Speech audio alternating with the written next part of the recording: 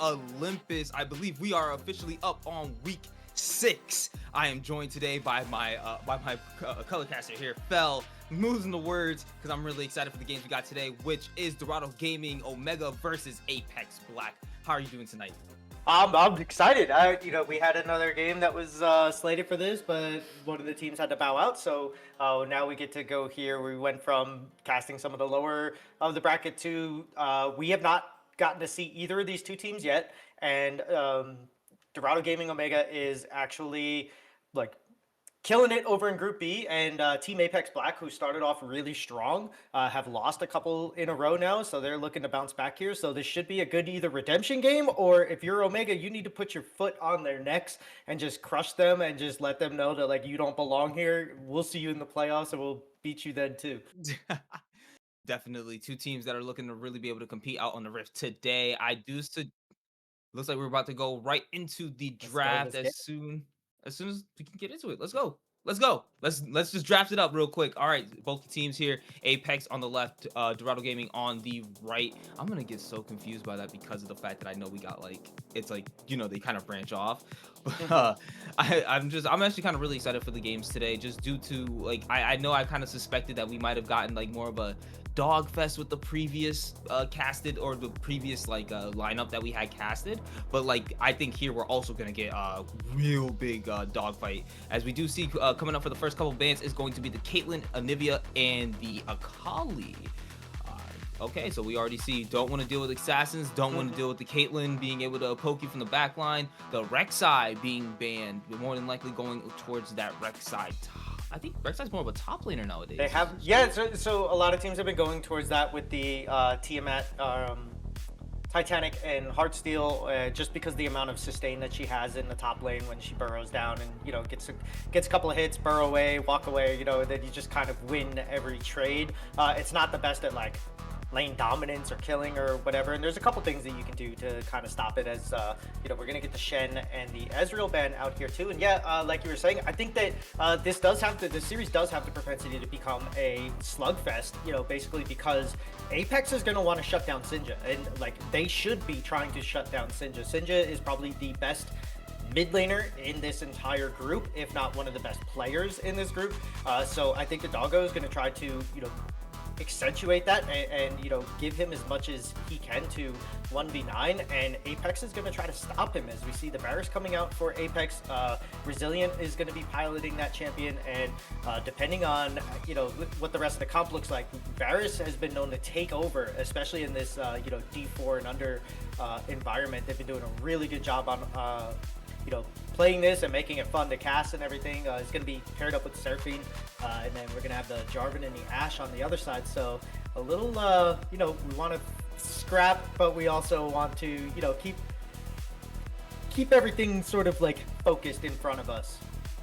Especially considering that I guess probably Dorado Gaming was suspecting themselves to pick up the Seraphine as well. They want to try to put that combination together. It's still a pretty powerful combo, the Ashe Seraphine, allowing for the immediate stun and or root to happen in combination, and you can really barrel down on someone during that time. But what's going to happen instead is that we're going to get the absolute CC tank herself, Leona, and that's actually still a really good combination between the Jarvan, the Ashe as well. So you got a really good combo between the bot and the jungle for Dorado Gaming right now. So I really do like what they're doing. But we do see on the side of Apex, they decided to go to Xin Zhao. And now we're seeing the couple bans come out here with Dorado Gaming banning out the Mel and the Lissandra, while the Apex is going to end up picking the Aru. Now we should be waiting for the final ban. The Darius there. Okay. So we don't want to allow that top laner to have that absolute presence that they can get with the Darius. And the 1v1 potential that Darius can have, even at level 1, is can be pretty scary. So I definitely want to make sure that they don't allow for the top lane to get ahead and just snowball up in that top side. We do see here an assassin is being picked up for Sinja, as the LeBlanc is locked in for Dorado Gaming. Yeah, like I said, like Sinja is known throughout this league as probably the best mid laner. The LeBlanc does not surprise me. I like the fact that they're going down with so much crowd control on the side of Dorado Gaming. The Vex is going to be the answer, which is usually pretty strong into the LeBlanc. The only thing is you have to make sure that you don't get hit by the chains. Once you get hit by the chains, like you could be screwed. Like no matter how good you are at Vexing, like you have to make sure that you are not taking bad trades. And LeBlanc is one of those champions that can basically adapt to any type of situation and matchup, and really just dish out damage, not take much back because of how mobile it is. And then once you get to level 6 to 8, you start clearing the wave in like 1 or 2 hits, and then you roam. And so Apex is going to have to figure out something to stop that. We're going to get the Scion in the top lane for Apex, and we are going to get the Ambessa answer to that on the side of Dorado Gaming. I don't really like the Ambessa answer into the Scion. I'm not sure how historically Ambessa has actually done into Scion, but I can definitely say at the very least, again, they want to pick that champion that can have that dueling potential, that 1v1 potential, and it seemed like what they wanted to give Moonshot was that ability to be able to compete there. And so they were like, hey, Ambessa, give it to him just to see if he can actually be able to not necessarily out-sustain the Scion, but to be able to, if he gets himself into a pinch, be able to maybe fight it out. I kind of like this composition from the side of Apex. Don't get me wrong, it's very big pick potential, I feel. But on the side of the team fight, though, I think I'm going more towards Dorado Gaming in a sense. I do see the enablement for the Seraphine from the Scion and the Xin Zhao being up in front of you, as long as they stay in front of you, extending out the Encore and being able to land some big CC. But we have a lot of that. We got a lot of long range CC coming in directly from the Leona, from the actually technically the public execution from the Ambessa is kind of long range if she lands it.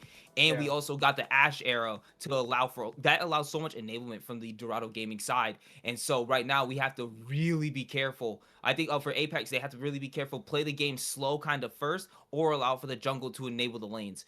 If that's going to be at least their path towards winning. I do see, like mentioned, it's right now kind of a redemption match for Apex Gaming, as they did have a very strong couple weeks to begin with, and now we're seeing them kind of falter a bit, so they really need to show themselves here against Dorado Gaming.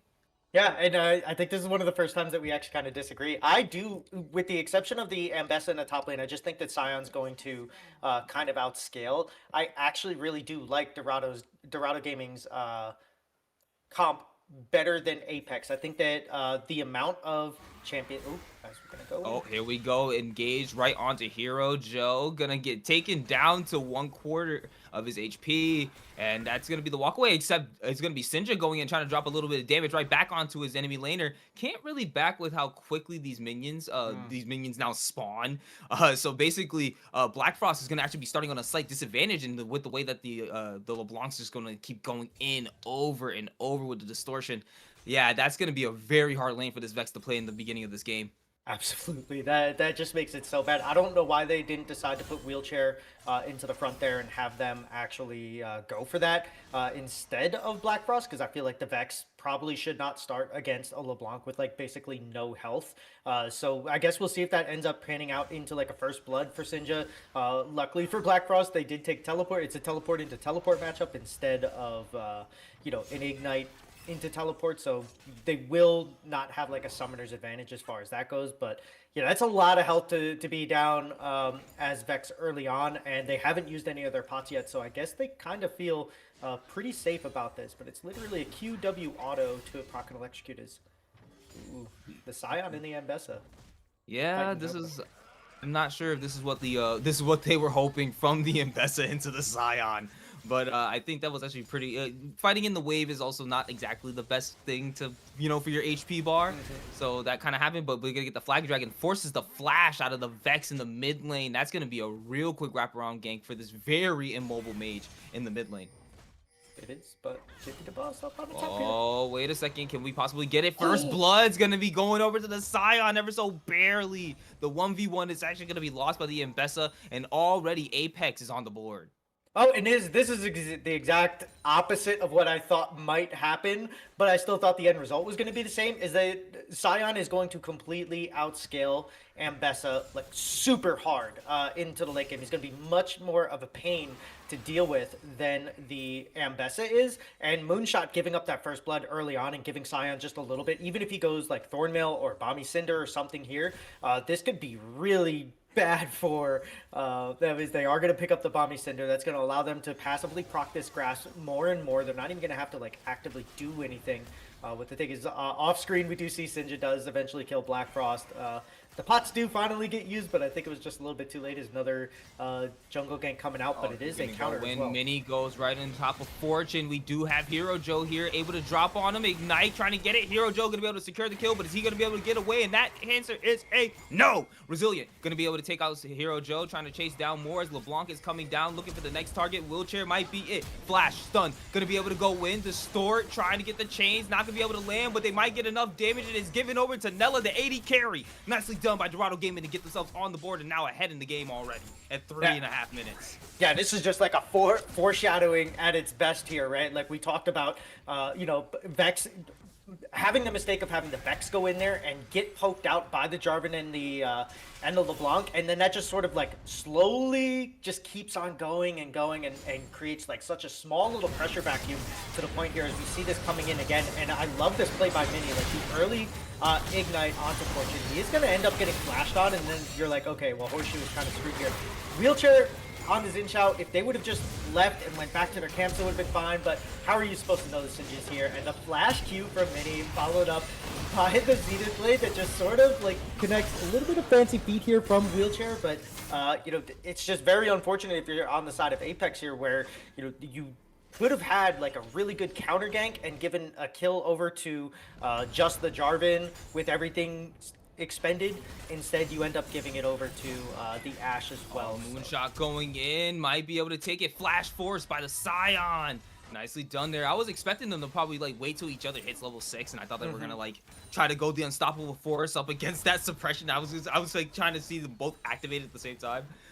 But no, both of the top laners gonna go right back to their bases, and they're probably gonna come back and scrap as soon as they both hit level 6. Yeah, I think so. As we're gonna have a Caulfield into the cloth armor bombies for the Scion. I think that the Scion is just going to eventually start just winning these fights until the Eclipse is bought, right? Like the Eclipse buys Ambessa just a little bit of time to get a grass proc off, get the shield, and you know, pop out of there. Whereas the you know, Scion, I do like the fact that he did not use his teleport. That means that he's going to have level 6. He's going to be able to teleport into a fight if he pleases, maybe around the dragon, and then be able to sort of go from there and either ult back to his lane or you know, just use the ult to guarantee like a 2 or 3 kill here while Ambessa, you know, hits the top. But he does have to clear that wave, as we do see this Zinchao is trying to gank here again. Zhao's gonna catch him in the bot lane, but looks like we're not gonna be able to see it as it goes right over, knocks up Mini and trying to chase him down, not gonna be able to get any more, and that's the reason why the camera didn't want to go that way. Nothing was really happening for us. Yeah, and we do see Vex waiting out in the wings. LeBlanc is there first. You know, Sinja has the priority on every single movement, it seems, in this matchup so far. They're ahead in CS. They're winning here as JP the boss is maybe not long for this world on this side, but actually getting a good trade. Dashes in, able to get the shield off, uses the ult to try to knock it up, and is able to get it, but we see the Cataclysm dropped on the bot side as Nella able to secure the their second kill onto Wheelchair Joe. Moonshot, though, off screen is able to get the kill off to the top side, trying to run away from the zombie before they can be able to get him, able to get away, and that is the 1v1 return. And over on the side of Dorado Gaming, as they are currently up just under 2k, and they seem like they're already trying to gain so much control for this game, only 6.5 minutes in. Yeah, they are. I really like this return gank from the Jarvan. You knew that everything was blasted out. You do have level 6 in on Hero Joe here, and then just kind of like a double here. Very unfortunate timing for Wheelchair on this Zinchao. Just like, you're just not there. You know, like you're level 5 into the level 6, and just a Hero on this J4 just gets a little bit more of a you know, of a head start. You know, a little quick. Thing. So since he has that priority, he's able to go. And now the bot lane for Dorado Gaming, not only do they come back to lane with a little bit of an item advantage. They're also level 6, so they're ready to just do this again if possible, as a dive is coming up here. Here's Wheelchair. They're looking for Moonshot. Gonna dive on in, able to get the knockup, able to survive just a little while longer, but nicely done to able to secure that, to take that turret. But nicely done, Hero Joe trying to get the return, looking for the revenge for his top laner, as Wheelchair is trying to get away, not gonna be able to do so, and just in time to get the assist for Moonshot, as Hero Joe able to take out the enemy jungler. Yeah, great counter gank by Hero Joe. If I was on the side of Apex, I would have thought that he was going after the dragon as well, because I'm assuming that's why they went up there. Like, okay, he's going to go for the dragon. Moonshot is low on the Ambessa. We can dive her, which they execute really well. But then once again, you have to go out because they didn't have a wave. So it was a well-executed dive, but there was no wave management to shove in there. Good job by Moonshot to clear that out and not give that opportunity. And then since Hero Joe just decided not to go for the dragon, just kind of leaves them open to get that counter gank, and now you're still ahead. You're still turning a one for nothing into a 1-for-1, and a lot of lost here for Wheelchair Jungle is he's now just like a little bit. He's really far behind this J4, and I don't think he's going to be able to contest without somebody throwing something here. I like the fact that this J4 is consistently making rotations through each and every lane if there's an ability to do so. Hold on here, as we do see the ult now being used. Flash trying to use the public execution to get away. Not gonna be able to do so as the knockup comes out. He's gonna be able to stop up. JP the boss once again in another 1v1, able to take out the Ambessa, and that's looking like a struggle up there for her at the moment. Quite a bit of farm down, almost 30 farm down a kill. You're not having fun up in topside right now. Right, and I don't really like the call here by Dorado Gaming. I like the dragon call, but you have Leona backing. Okay, they do finally bring the Ashe over. They are trying to get like this wave management to go into their favor, but that was almost to the point where Varus and Seraphine could have done something about that. But yeah, I agree. Like it's getting to the point. We got the arrow ready. They don't know that he's there. Gonna drop the solar failure. The arrow going to go wide, but you got the flash and the cleanse out of the Varus, so you're kind of happy with the fact that both of those sums are down, and those won't be up before your next ults are up. No, well, no, really good heads up, and good job by you for noticing that. The one thing that I will say now is this Jarvan does have to just start going bot lane nonstop, and here we're going to see how this kind of like went out. Moonshot using a lot of their mobility early on. They do flash, and the public execution does not even knock up JP the boss, so like it's just like a little unfortunate if you're then you're like, dude, come on, he's so big, how did that not hit? So very unfortunate, and I think now is when you either have to send Sinja and Hero Joe together and make sure you kill the Scion with no return, or you have to just go to the bot. Gonna land, Distortion lands the chains, and Zal's not gonna be able to get away. Cataclysm drops, and the ult able to help him get away. That was so much used on the jungler, not able to secure that kill in his own jungle, but hopefully now you can start to make your rounds elsewhere now that you forced them out. Yeah, that's 1000% a Grubs play. We force this, we get this, and now we get to flex the Grubs. Get them away from the Scion, because that's not who you want them on, right? Like, last thing you need is JP the boss with 3 Grubs on this Scion. He's already ahead. He's already getting to the point where, Moonshot can't deal with him until she gets an Eclipse. And even then, I don't know if she's going to be able to. So he's going to permascale. He's already ahead. This is like a nightmare situation for Dorado Gaming. This is where Hero Joe just needs to start, like I was about to say before that little skirmish started. He needs to just start going to the mid lane, going to the bot lane. Go back to his jungle, maybe steal some jungle from Wheelchair, and then mid and bot like right away. Because if he doesn't, and he keeps trying to go top and fighting with the Scion and maybe catching out Wheelchair or whatever, it's just not going to go well. Encore drop, Mini under the turret, stunned up, and is he going to be able to get away? Flash, Force, piercing arrow, drops the solar flare, needs to get away, and here it is! The Q going to land, Fortune able to take out Mini right there, as the Scion looking for the ult, trying to land it onto Ashe, going to be able to get the pin arrow, drops onto her, she's knocked up, can't get away, the shutdown going over to Resilient. Nicely done, as now this Varus is looking 2-0-1. Apex now taking the lead back for themselves, and just like they were saying, it ain't over yet. Absolutely insane call and play by Apex. I cannot believe that they actually had the goal to go into, to just bring Scion down to the bot and just ult and just say, okay, we win this play. So it was kind of a bad start from the beginning for the Leona Ashe. I think they're going to have to wait for for Jarvan to be around to make that number advantage, not work in their favor. But outside of that, like, they win that 2v2. JP the Boss was already coming, like, right? Like, so even if that fight didn't start, he was already coming to the bot lane and they were making this call. So I love this play. Unfortunately for them, like, Leona almost gets away even with this. Like, the W finally hits, but for some reason doesn't draw tower aggro. I like the fact that Fortune decides to just keep going and takes this kill. I hate watching when supports don't take the kill and, they get away. And just great piloting of the Sion ult to go on top. And this is where they're allowed to give Resilient the kill on the back end of this, where he can just walk away and, Varus is in there. And with as low as Ashe was, the E was enough to take her out, as now Moonshot finally has the Eclipse, and we're seeing like the difference, in fight ability for this Ambessa.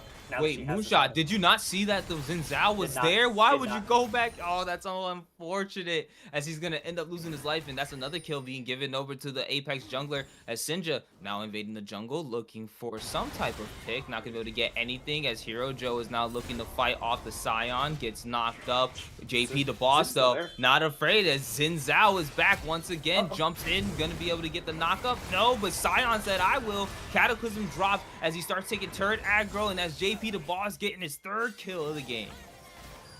Got no fight on bot call.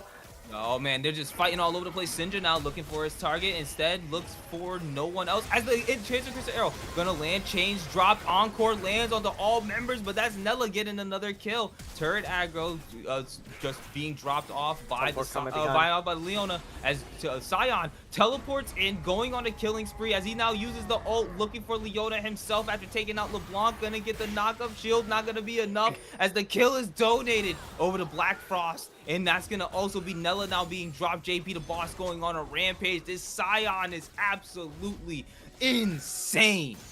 He is, and unfortunate for Resilience there, he only gets 2 assists, but hey, like, you just basically get another free wave and a half. The wave was pushing towards him, and you guys are going to get dragons, so this was a huge play from the side of Apex to be able to make this happen. Like, it looked like they were caught out, and I love the play on the top side where Wheelchair before this. Wheelchair and JP the Boss both caught in the Cataclysm. Wheelchair actually goes to the right side and makes sure that he takes the turret aggro because JP was low, and that actually allowed Sion to stay alive, get the back, and then go for the gank in the bot lane, or the roam into the bot lane. And I love the way that Apex is using this Sion and his lead to their advantage, because it is working out so well. He's 5-1-4 now. He's completely taking over this game, and anytime he's in there. So you get the flash, and then Sinja, even though he has the Ludens, just not enough to like really just finish this right away. Leona, doing the good guy thing there, taking that Resilient, having the flash away.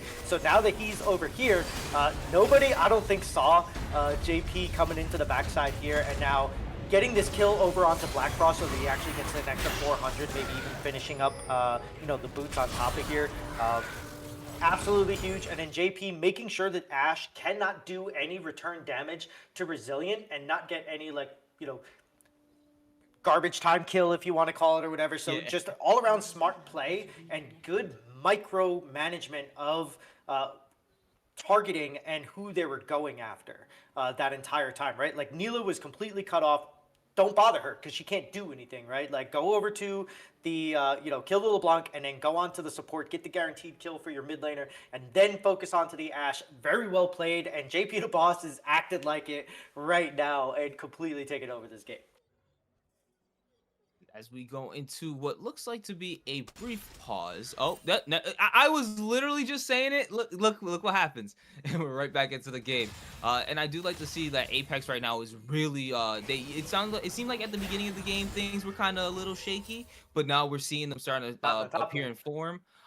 We do, like, I wouldn't say that necessarily. Like, I saw a comment in the chat that was like, it seemed like it was a jungle mid gap, but like, mid isn't doing too bad right now, at least from what I'm seeing. At least they're a little bit farmed down. They're at least tied up for the kills. They just gotta, maybe they just gotta start trying to match the LeBlanc a little bit, but LeBlanc is a very, that's a very dangerous force you don't want to just randomly walk into a bush with, or against. So I can see why like the Black Frost is trying to just kind of get themselves steadily into this game. They do have the Luden's Echo now, so they should be able to start doing a little bit more damage. And then in these fights, once they actually get like they start facing team to team, they'll be able to do a little bit more. Hero Joe though is here and ready to invade their jungle. Sinja is right with him as well as Mini. I like that they're navigating all the way to the top side. Flag drag gonna land on the Wheelchair. Sinja distortion able to get the change. Cataclysm used. Flash also used by Wheelchair. That was a lot being dropped on him, but they were able to get that flash out of the jungler. So if they want to, they could try to fight for Rift Herald. But I think that they're gonna back off here. They don't want to try to. Oh, wait a second. Vex ult gonna land on the Mini as they're trying to go in. Sion forces the flash as Hero Joe's over the wall and he's just all alone.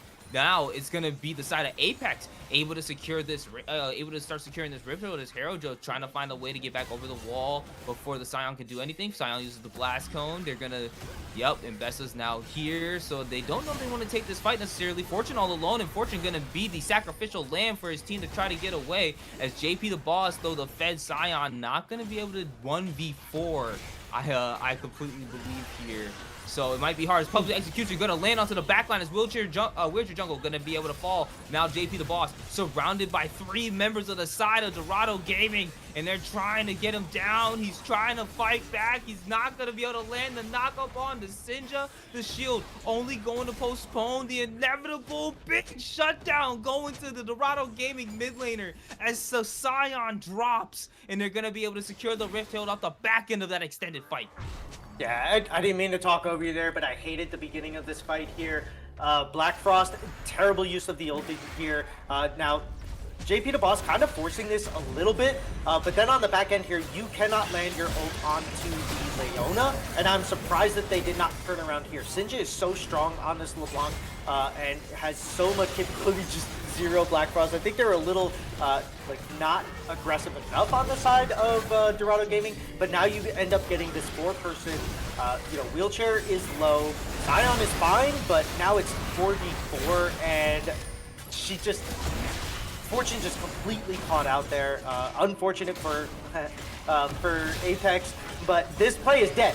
Get out of here. Like you gotta move. You gotta go. You cannot stay here anymore. So a little bit of staying over like too late for the side of Apex, and you end up getting over a big shutdown as well. And Sion not able to do what they normally do. This play would have been a lot better is after once Black Frost like ulted the Leona and then the play was dead. Just get out of there, go take your jungle, go invade their jungle on the other side, go push waves, do something, whatever you can. Unfortunately, they just make the call to stay a little bit too long, and they end up paying the price for it. And they lose the Rift Herald. So now Dorado Gaming is going to be poised to crack open, maybe the mid lane, maybe the tier 2 in the top, and pressure something so that they can get themselves the next dragon, which is up in 40 seconds. And if they, walk into like a terrible fight, Apex might even be giving the Baron over as well if things go bad enough for them.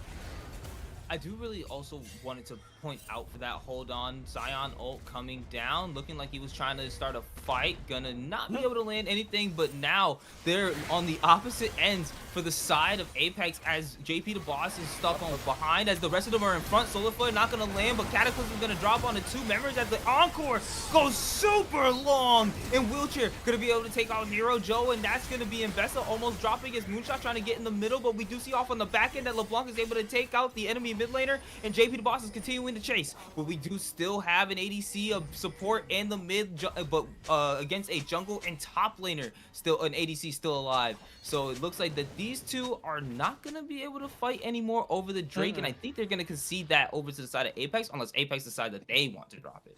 Yeah, and I don't know if this was on purpose or not, but Wheelchair Jungle walking north in there to actually get this encore to hit more people. And if you watch this, like, this is absolutely crazy, right? So Hero Joe comes through, that comes up. Oh, never mind. It actually missed him. I thought that he walked up into that. But using his ultimate to basically deny any follow-up range damage coming through as well. I thought he did a 2 there. He did not. But good job peeling for his 80 carry and resilient. Knowing where he is and where the LeBlanc is absolutely huge, because that could have been really bad for them as well. So I love to see the coordination between Apex's members, even though not all of them are ahead and they're not just stomping or anything. And it kind of feels like Dorado in these team fights is taking more of what they want. Apex seems to have really good communication, and they're just sort of like doing this game really They're well. starting to fight. That's going to be Mini all stunned up, knocked up, and they're trying to get him more as Wheelchair going to be able to use the ult, trying to go in. Hero Joe looking for the way to enter as Wheelchair goes, and they jump on him, and he's going to be deleted in the middle of the fight. Cataclysm going to drop in the middle of the team, but that's going to be the Varus ulti able to land snare up as JP the boss is going to be able to secure a double kill on the top of support. That's now Sinja and Nella having to run away, and that's going to be the Drake going over to the side of Apex. Yeah, and just as I say, it seems like Dorado's winning all these fights. Apex, takes one for themselves, and Wheelchair does so much negation with his ultimate, using that the way that he has been in these fights, just completely blocking off Neela and Sinja from getting into the backline. It's working out so well. This is almost as effective as a Teemo against a Briar, right? Like he just completely negating here. I don't know if Mini meant to stop it there. I don't think that they wanted to hit that there, so it puts themselves in like a bad situation. Although she's tanky, not tanky enough. And now you see here, there's no real entrance for Sinja to go in. But once Wheelchair Jungle's ult is out, he doesn't need to be going in like this. Like, save that for the Scion, let him go forward. This could have turned out really bad for them, but good fancy footwork from Fortune and Resilient on the backside here, not to get hit up by the Solar Flare. And then JP the boss is so far ahead on this Scion, and he's only going to scale harder. So this is going to be a lot more difficult for the side of Dorado Gaming to really deal with this Scion and Xin Xiao duo sitting in the front of them. And this is an example of the dive into the backline and kill, the most important people on the team, or the squishies, against the front to back. We're just going to put meat in front of you and just shield them. And right now, the meat shield is winning. Yeah, and it's actually kind of unfortunate. 7-2 and 7 on this Scion right now. It feels like he is at that point of, how do we stop him? And I honestly don't know how you do it. It seems like every time that they try to stop him, they have to literally gang up on him. But if you don't gang up on him, if you don't have the numbers to gang up on him at that point, you can't do anything. So we're just basically wait, hold on. Scion in between the turrets, gonna jump onto Mini as the turret gets taken. Managed to get them to back off so they couldn't clear the wave, and that's gonna be a very nicely well used ult. Actually, they got something out of it, Yeah, no, that was perfect. I actually love that. Like how many times do we see this where they do something like that and then they follow it up by staying too long? They did it twice earlier in this game.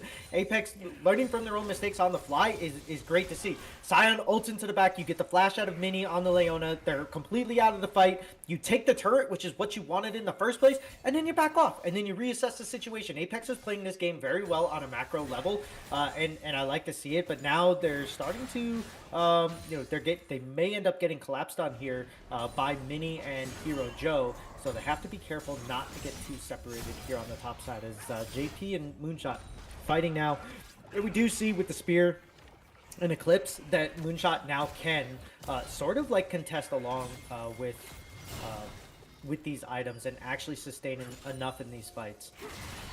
Yeah, it's interesting to see how Mbessa scales on later in levels as she starts to get her items, and it feels like at first she's kind of like, oh yeah, we see her 3, 6, and 2, but you're literally watching her starting to do a chunk of damage right now, even to the Scion. So she could definitely become a problem very, very soon within this game if Dorado Gaming has the tenacity to be able to stick this out. If they're not able to do so, then it's going to be, we're going to see a continuous snowball for Apex Gaming. But as I always say, unless it's well above 3K, it's not a lead, and I think that Dorado Gaming has the capacity to be able to bring this back as the distortion comes out from Sinja, able to get away. So that's the Scion ult down, as we do see Hero Joe jumping on the onto wheelchair jungle as the Scion tries to go in public executions, able to get them, but that encore gonna land with so many members on the back as Resilient is going unstoppable, able to take out Hero Joe. The Vex ult gonna jump onto the Moonshot, take him out too, and that's the next one landed. Is she gonna end up taking it? No, as they go safety under their tower.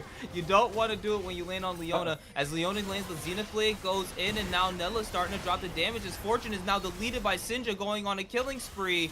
But that's one pick from that end of the fight, as it's still a 3v4 and they still have the Scion alive. Yeah, but you do have a beefy Leona and Sinja who is about to start two-popping people, so they need to be careful here. Fortune takes a little bit of that damage there. You know, you do have the 3 items now. You have the, or two and a half items here. You almost have a completed Dark Seal. I wouldn't be surprised with how much this game is going to rely on. Oh no, Vex getting found. Black Frost trying to use the fear, but I don't know if they... Oh, they're not gonna be able to get it. We do see the TP coming in. The clone might be able to trick them. Wait, does Sinja know? They jump on the Scion. JP the boss now caught out between 4 different members on the side of Dorado Gaming, having to use the flash, and the ulti gets him away. They're just happy that that little tool is down. Hero Joe though knows that Varus is there, and they know that Scions is still here too. Apex starting to pincer in as Moonshot gets caught out by Wheelchair Jungle, and we do have the TP coming in now from Sinja. We now see JP the boss chasing down Hero Joe. Sinja looking for the angle to try to find these squishies and wants to be able to 2-pop them, as you said. The rest of the fight, though, being dropped as Moonshot goes with the public execution, able to find the Varus, I believe, yes, in the background as he's trying to chase him down. But it's going to be so much damage. Wheelchair Joe going to be able to take out the Investor, but the Investor getting the shutdown onto the Varus. And they're trying to get the rest of these members now as the double kill comes out, as he's able to get the ADC off on the top side. And JP the boss is still going off as he is still alive. You can't get rid of the meatball. Triple kill going over to the jungle as Sinja can only look as his team has just been dropped. Ooh. And that's going to try to drop the mid laner himself. He's still looking for at least one target, wants to get something from this fight, but it's not going to be enough. He's not going to be able to find it, just distorting back to his original position. The jungle going to be claimed, the dragon going to be claimed here by the Xin Zhao, and the clone trying to be a little trickster as he's looking for it, but he's not going to get it. Keep playing with your food and you might lose your life, as they're going to have to fall. Apex Gaming securing this lead. Yeah, JP is such a beast, and this is like they use so much, and now like we're starting to see that Apex actually has more than one target, right? You get the public execution onto the backside. The edge of night is already broken. The cleanse is broken here, and then the solar flare on top after the enchanted crystal arrow, but Wheelchair Jungle is now, you know, 2.5 items, I think, on this Xin Zhao. They're able to stick to Neela really hard. The Seeker's Arm Guard here, absolutely huge. And then, you know, with Black Frost and that well-timed Zonias, save their own life. And now it's Sinja, just by themselves. And I think at this point, maybe Sinja might have to, I was about to say this before that fight started, with the amount of pressure that is going to be put on them and the amount of, like this game is now on your shoulders and your back, we might actually see a Dark Seal start going in now. Oh man, Sinja though taking down a low health Brazilian, gonna be able to pop him though. Hero Joe getting revenge for his mid laner, but he's probably gonna have to fall for his sins as he's trying to chase down Fortune, but Black Frost gonna be able to take that kill. Mini can only look in horror as his team continues to fall, and they falter even more and more in the gold lead. 4K up now for the side of Apex as they are trying to show that they are in this game and in full control. That Edge of Night is completely saving Resilient right now. That might be the best purchase of this entire game. I know they're supposed to. I'm not saying it's a surprise. But that is completely saving their life. It actually negated the entire Q for the combo from Sinja there. So much damage was negated just by that purchase. So Resilient doing a great job and basically gets a solo kill. I know that like Xin Zhao got his W off and, you know, almost got to Audacious Charge onto the Sinja. But good job by him just having the fancy feet, making the chains miss. The W hits, but the Q eaten up by the black, the Edge of Night is so important now, and this is becoming more and more difficult for Sinja to be able to carry this game. At this point, with the amount of times or the amount of resources that they are using to just kill one of the carries on the side of Apex and not always killing them, this is becoming really hard. To see flashes away and you see like no damage, and in 30 seconds that's going to be up again, so it's going to be even harder now for them to isolate him, get an ult from Neela, get you know, Sinja to actually be able to get a combo off, because now he can't just hit a QW, he has to hit a QWE, you know, to just, you know, land the chain and actually get a double shot off here as the enchanted crystal comes through. Go in into chains, and Sinja gonna be able to slay to pop that Seraphine, but Neela gonna be the price to pay as they go 1-for-1. Cataclysms dropped on the Wheelchair Jungle. They're trying to get this back as the public execution does end up missing. but that's gonna be another 2 kills given over to Sinja. This LeBlanc absolutely insane, trying to return back kills towards the Scion. This could end up being a Scion ult from the base that catches him off guard in the follow up through Black Frost. But I don't think it's gonna. I don't think they're gonna allow it. Maybe. Yeah, no. You don't want the full health Ambessa. You want the no health Jarvan or whatever. But yeah, Wheelchair a little bit overzealous. I think they are strong. They do have a lot of sustain, and they are able to stay in these fights. And he does end up taking out the AD carry. And that may be the difference between them getting Baron or not. But I don't really like this. Like your support gets caught out. Like this is the time where you just say, okay, this play sucks, right? You get the Enchanted Crystal or the Solar Flare on top, and then everything else. So you do end up getting the return kill on the ADC, but you give a return shutdown over to Sinja on this LeBlanc. They get the kill onto Resilient as well, so that's 2 kills for the LeBlanc. They're absolutely huge. Back to 10 stacks on the Dark Seal, and now we're about to see where this can really turn against the side of Apex if they are not careful. If they get caught out once again by these lowered cooldown ultimates like the Enchanted Crystal Hour and Solar Flare, this could spell a lot of disaster. This could spell disaster for Apex. But gets feared, almost taken down down to 130 your HP. We do have the ult being used by the Scion. He is looking for that LeBlanc. Would have landed there if she didn't do the double distort. Nicely done by JP the Boss to have that awareness, and now it's looking like this. There's no, well, Drake's up in 10 seconds. So yeah, perfect timing, and they don't even have any setup on the Drake on the side of Dorado Gaming. So this is possibly the soul for the side of Apex. But now Drake spawned. They have no choice. They have to fight. If they get this Drake on this meatball of a Scion for their soul, it's going to basically be over for the game. Moonshot off on the backside, trying to make something happen. And JP the Boss is just going ahead and pushing him off. Vex going to land on the backside as Resilient kills off the ADC. And this is looking like a bad game for Dorado as double kill goes over to Resilient. The Fortune going to be able to drop the Encore. Not going to land onto anybody, but it's perfectly fine as Hero Joe gets slain by the enemy jungler. And they're trying to do more as Sinja gets shut down. Yes, he's able to take out Resilience, but that's only member of Apex that drops, and this soul is going over to the blue team, and that's an Ocean Soul on 2 really high sustaining champions in the Xin Zhao and the Scion. That's just not gonna be fun for the side of Dorado Gaming. How do they come back from this? No, they don't. At this point, this is Apex game to lose officially, and as we see here, JP the Boss doesn't even go under his shield there after taking like 14 turret shots. So like Riot still doesn't care to fix that. But yeah, there's really nothing they can do here outside of getting picks, right? And it's harder and harder to get picks because now you're grouping for objectives, you're grouping for these fights, and I love, like you were saying, like the awareness of JP to ult after the LeBlanc, after she overcommitted.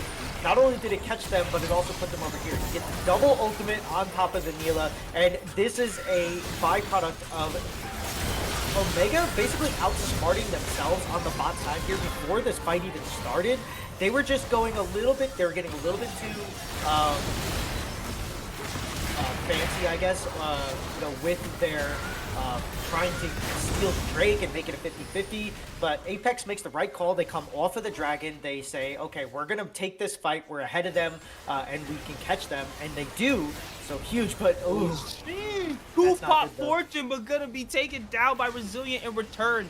Sinja made a really good decision, and then it turned bad real quickly as JP the Boss now finds the top and jungler of the side of the Dorado Gaming off on the back end, gets blast coned right into the Baron pit, and I think that with Hero Joe so low on HP, he can't make the hero save, and that blue team is gonna be able to secure that Baron. So now you got both of the buffs. You got the Ocean Soul, you got the Baron buff. At this point, how can you lose? We'll have to see if Dorado Gaming can make some type of comeback, but right now the Scion, too strong. The Xin Zhao, too strong. Varus, too strong. And even with Vex and Seraphine both being very sustainable, themselves on the team, right now it's looking like Apex has the game to win in their hands.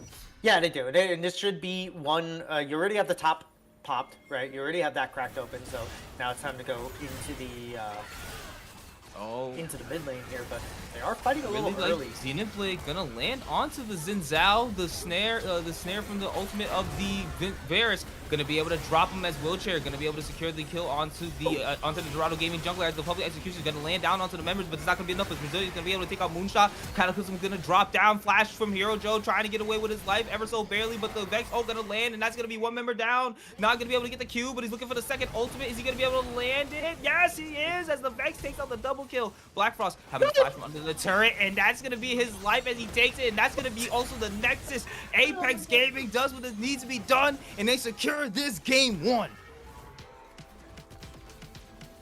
No, that is absolutely insane. Black Frost living there. Yeah, like, there's like, That was actually this is one of those games. Game. That was a very fun game, and this was a good back and forth. There was leads on different sides, and we saw both of these teams like play their composition the way they wanted to, right? Like Dorado Gaming wanted a little more of a scrappy, let's get some picks, let's get somebody ahead, and go, and they did a really good job of that in the beginning, right? And then towards the end, Sinja was still able to like zero people, but it's hard to zero somebody when they have a Zhonya's. It's hard to kill Resilient when he has his Edge of Night, and it completely kills your combo. So good itemization, and then on the other side, not just the itemization, but the composition and how they wanted to play it. There were so many times where JP DeBoss was able to get in between the assassins and Dorado Gaming and his carries, right? And so he was able to ult in. The Qs in those team fights were so good. Like, he knocked up and stopped so many attacks from coming in. Wheelchair also becoming like a projectile reflector with the Xin Shao ult and everything. So did just very good playing of their composition. And when this type of composition is played correctly, not so much a protect the president, but just like a good meat shield in the front and let your carries in the back do what they want to do, like, we see how efficient it is versus a let's all go in like the LeBlanc and the public execution from the Ambessa and the Jarvan and Cataclysm and Chanted Crystal Arrow Soul. Like, everything was meant to get picks and then kill the carries and then sort of like go from there. And the meat shield and front to back composition will win this when played correctly and not falling behind 10 out of 10 times. And even though Sinja got ahead, they did such a good job of not letting Sinja get to a point where they could 1v9 at minute 20. It was funny because at points you literally were like you said, like, there's gonna get to the point where Syndra's just gonna be two tapping the carries, and while we saw it quite a few times, not necessarily on the carry, but we did see it on that Seraphine, and that they just had to be the person that like Syndra kept trying to go after over and over, because I think after a while Syndra was like, all right, so if I can't guarantee land this snare or this chain onto this Varus, it's game over for us. We can't do anything about it. So let's just keep taking out Fortune over and over. They lose that sustain in the lane, and then after they lose all that sustain, we can be like, all right, now what can we do? But then you got to remember, you got JP the boss literally full on training into the team fight, and even if he doesn't land that ult is so damn dangerous, and you just don't want to be caught up in it. And that just enabled so many fights from the side of Apex Black, where they were off the back of JP the boss being this meat shield who just could not be taken down unless so many resources were used up by the side of Dorado Gaming. It just felt like an impossible wall, like they were constantly trying to climb up and they just couldn't get there. So it also didn't feel like at any point could, like, even like at some points, like Nella and later parts of the game wasn't able to really get into fights and drop really any damage onto the Scion. And I feel like if they did get her to that point, it would have been fine. But it was still just very, very difficult for them to play through once JP the boss got really the ball rolling. And then I think that also helped kind of build a little motivation with the rest of the team, because now you got wheelchair jungle all of a sudden doing very, very well. Like, he completely turned his game around entirely. Jack Frost eventually got on the board and was really starting to do some damage, and we all saw how he popped Nella later on at the end of that game and managed to barely survive under that turret with that mean shield. And as we saw, Resilient, really at first we thought like, oh, this lane's going to be very, very even. And then we started seeing Resilient just getting these crazy Q snipes that were just finding these kills. And it was just so much that was going on that was very, very good for the side of Apex. And I think in this game 2 coming up, if they can keep that momentum going, they're going to be able to take this with stride. But Dorado Gaming still showed a lot of promise in that last game. I think they do Mhm. have the ability to take a win at least. I do fully believe they just gotta tighten up a couple things and maybe change around how they want to play with that bot lane, especially. Yeah, and that's the biggest thing is we're about to go into break between these two games is that Resilient was protected, Neela was not, and even though it wasn't a protected president comp or anything, when you are using all of your resources to go after the other carries, your carry is vulnerable, and Apex was able to take advantage of that just by surviving all of the initial upfront burst, and so Neela, who was the sustained damage, just couldn't really do it. So I do think that they're going to go back to the drawing board. The coach is going to talk to him, and they're going to say, "Hey, we got to protect Neela somehow. We can't have everybody going forward. Somebody has to stay back and protect the hyper carry at the end of the game." We'll see if they can do it as Apex pulls off the first surprise win of the series for the Titan Esports Week 6 Olympus. We will be back. Don't go anywhere. The series is just starting to heat up.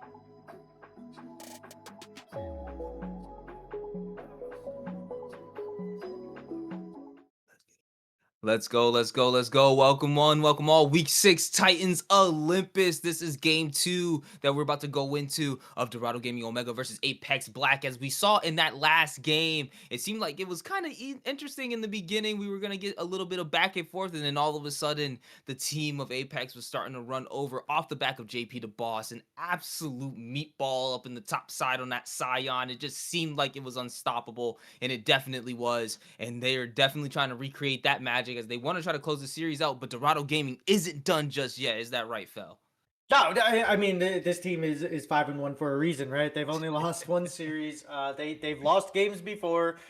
So this is all right. Let's just chill. Let's get back to like what we do well. I would like to see maybe a little bit more empowerment of Sinja in this game. It kind of felt like Hero Joe was either top side or bot side, and he did really good job of getting Neela and Mini ahead. And then once the game sort of opened up and like they're on the fourth or fifth objective, like all of that kind of went out the window, right? And then we started seeing Dorado Gaming not peeling for Neela. They were just trying to kill Resilient, and Apex was doing a great job of peeling for Resilient and keeping him alive and doing everything that they could, and just letting these fights kind of play out. And yeah, if you're gonna pick a champion like Sion in the top lane and they're gonna give you like an Ambessa matchup and then make a mistake and give you first blood on that Sion, like it's gonna be a bad day. So I don't foresee Dorado Gaming making the same mistakes. I think they're gonna clean it up here.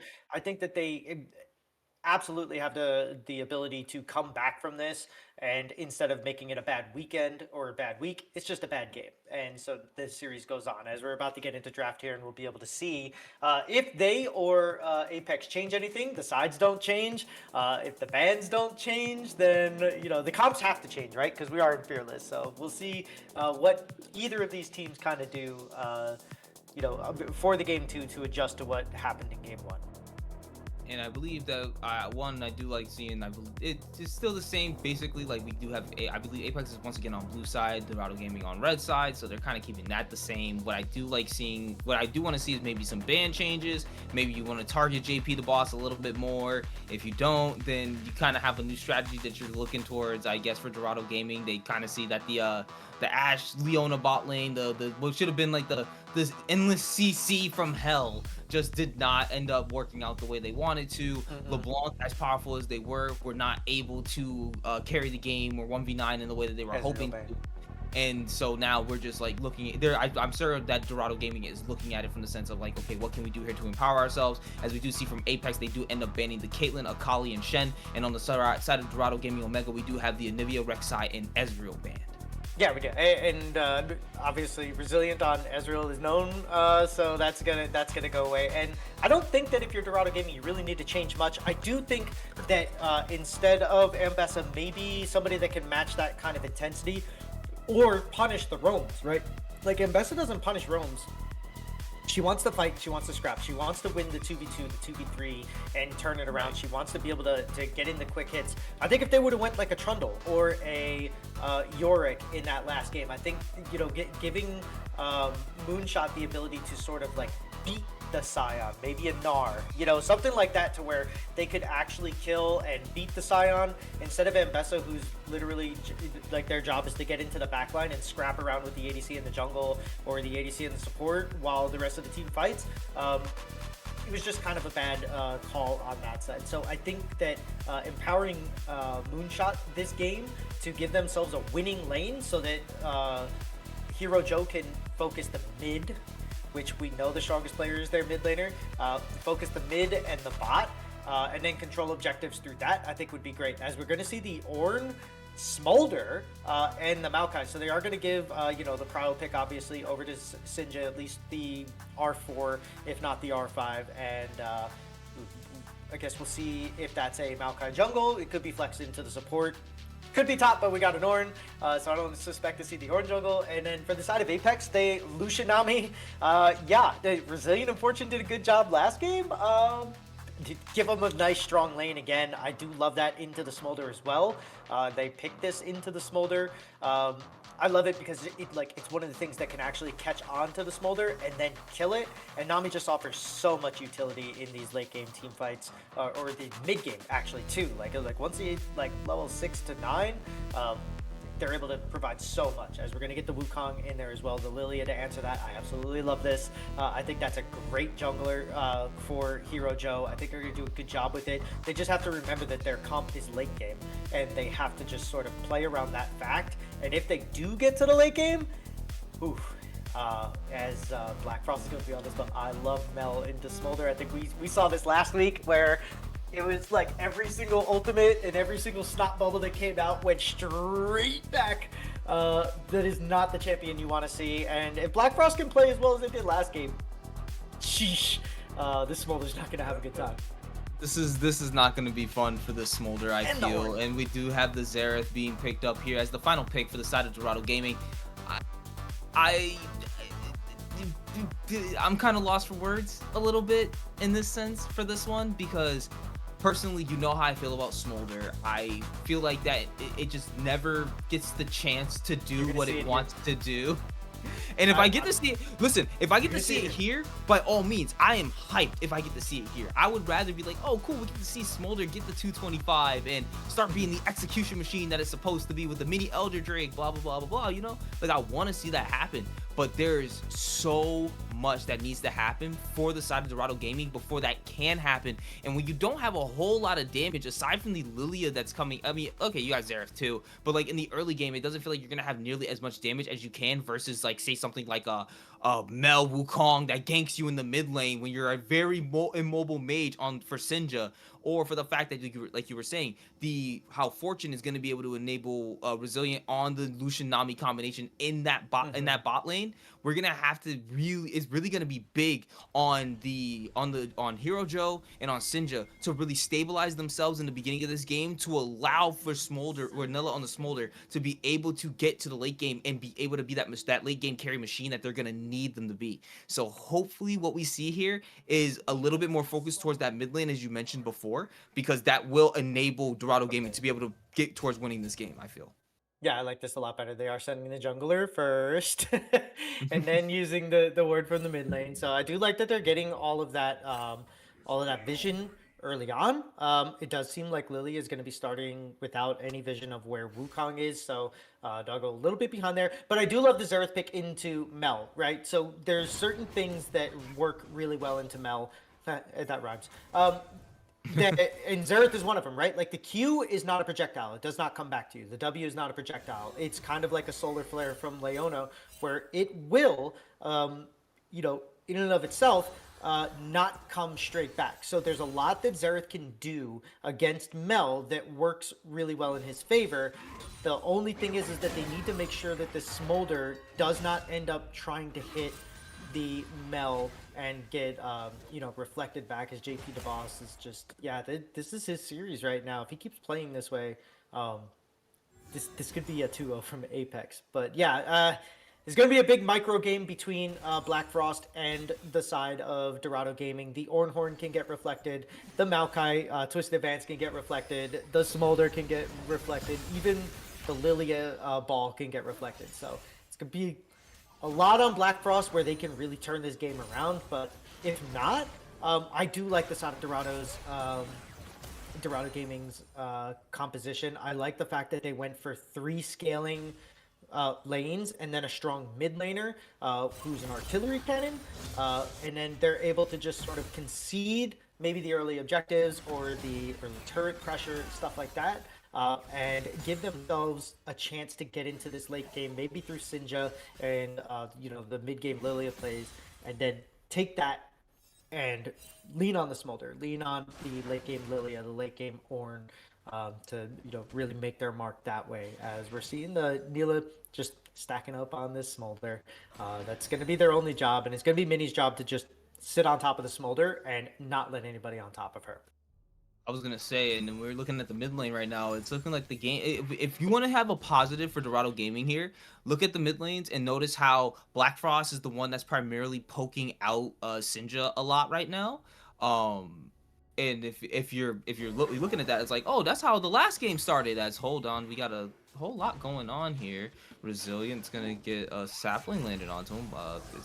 Are we good? Okay, cool. He's gonna go in, try to get the bubbles on the Nila, but now getting knocked back. Resilient gonna be taken down really low. The heal is now popped by the Nami, trying to get Resilient out of there as Wheelchair Jungle is here. Barrier pop, takes one turret shot from Mini. Now the Snot Bubble gonna land, and here comes the Wukong. Clone goes out, trying to get the invisibility, but we're gonna go up back to the top side as we do see some fighting going on there. But Nella caught between 3 members, and it's looking like he's gonna be giving over first blood, going over to the side of Wheelchair Jungle. And Apex, once again, in the second game in a row, gets the first blood. Yeah, and this is why they need to get vision. They didn't get it game 1, they're not getting it game 2, and now they give away first blood, but there is a dive that is going to come through. Oh, they end up not landing that. Moonshot, though, looking like he's going to be able to get it. Not going to be able to get the knockup landed. We're going to get it, but takes the turn shot, returns the kill. Lilia able to kill the Mordekaiser, but JP the boss makes sure he takes one down with him. Yeah, really good play. I mean, we saw that dive coming a mile away. They did a good job setting it up. There was no vision for JP the boss, but he does get the return kill. You know, he does burn his flash, which I think maybe could have gotten away with that if he didn't. But yeah, you know, good job by him to get a return kill. It feels so much better when you go 1 for 1. I would have liked to have seen Lilia maybe shove that wave in so that there would have been some lost thing. And then on the bot side play there, yeah, it was a really good play from Maokai and Smolder. Mini doing a good job getting in there on top of the Lucian. He overcommits and makes that mistake, but Wheelchair not having any vision of the jungler has now cost Dorado Gaming 2 you know, early game things here, because they have no idea where Wukong started, and now that this timer is here, you know, good job getting into the backside here. Mila popping the barrier early and resilient, not trying to scrap with them. That's kind of a wasted barrier. But then, yeah, the flash forward, then there is the barrier. Mini is going to get out of here, but Mila just kind of caught out, like, it's so close, I can, and that sort of just kind of happened. The flash comes through, but the dash from Lucian is there. Doesn't want to walk up and give this kill over to Lucian, which I think is really smart. But Wheelchair Jungle getting a little bit, and that is all off of the back of the fact that they did not have any vision of the junglers. Another fight's coming out. In. We do have the Xerath ulti being dropped down, resilient, having to need the fancy feet, able to barely get away, but Neela gonna be able to secure the kill with one last auto attack. As Fortune gonna be trying to fight it out. We did not see it, but we missed a 1v1 kill in the mid lane, and once again, Black Frost Syndra going up against each other. Blast Cone probably gonna be used here by Syndra to try to get away from Black Frost. You don't want to keep dealing with this Mel. She does so much damage, and she's looking for even more in between the turrets, and she gets the kill. We end up not seeing it, but it ends up happening once again. Another solo for the mid laner, Black Frost this time being the mid laner on top. Yeah, early game Mel is very impressive, especially for, like you were saying earlier, a non-mobile mid laner. The ultimate from Black Frost, though, I mean from Syndra, was really good. They did end up hitting 3 out of their 4, you know, charges on that, and gives Nilo, who needs it, you know, a kill early on. So another fight scrapping around, coming down here is Lily trying to, you know, get in on this, but I think they're going to have to just sort of concede this. But yeah, Black Frost on this Mel, you can obviously tell they're very comfortable on it. There may be a follow-up fight here, though, as Xerath in the mid lane, and it looks like they're kind of caught out here.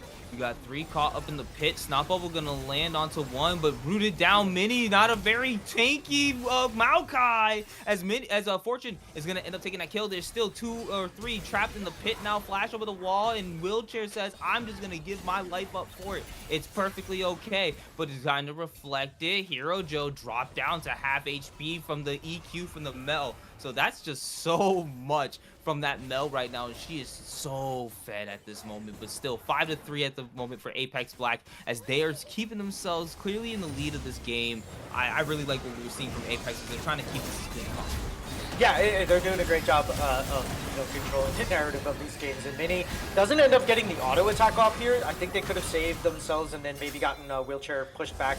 But still, good follow-up play from the side of Dorado Gaming. Hero Joe is going to claim the kill here. I think that's kind of important for them to get their Leandries quicker. So I don't think it's like the end of the world that Smolder doesn't get that kill. I think spreading it around and getting Lilia, who is another like late game champ, you know, to that late game a little bit quicker item-wise, is very good. Moonshot and JP the boss, I think he wants this, but fighting. he doesn't have the ult there, so he can't just take him to Brazil, unfortunately. Hold on. Are you seeing what I'm... Mordekai's sitting on a cull. I kind of love this, but I don't think it's something that I would do, right?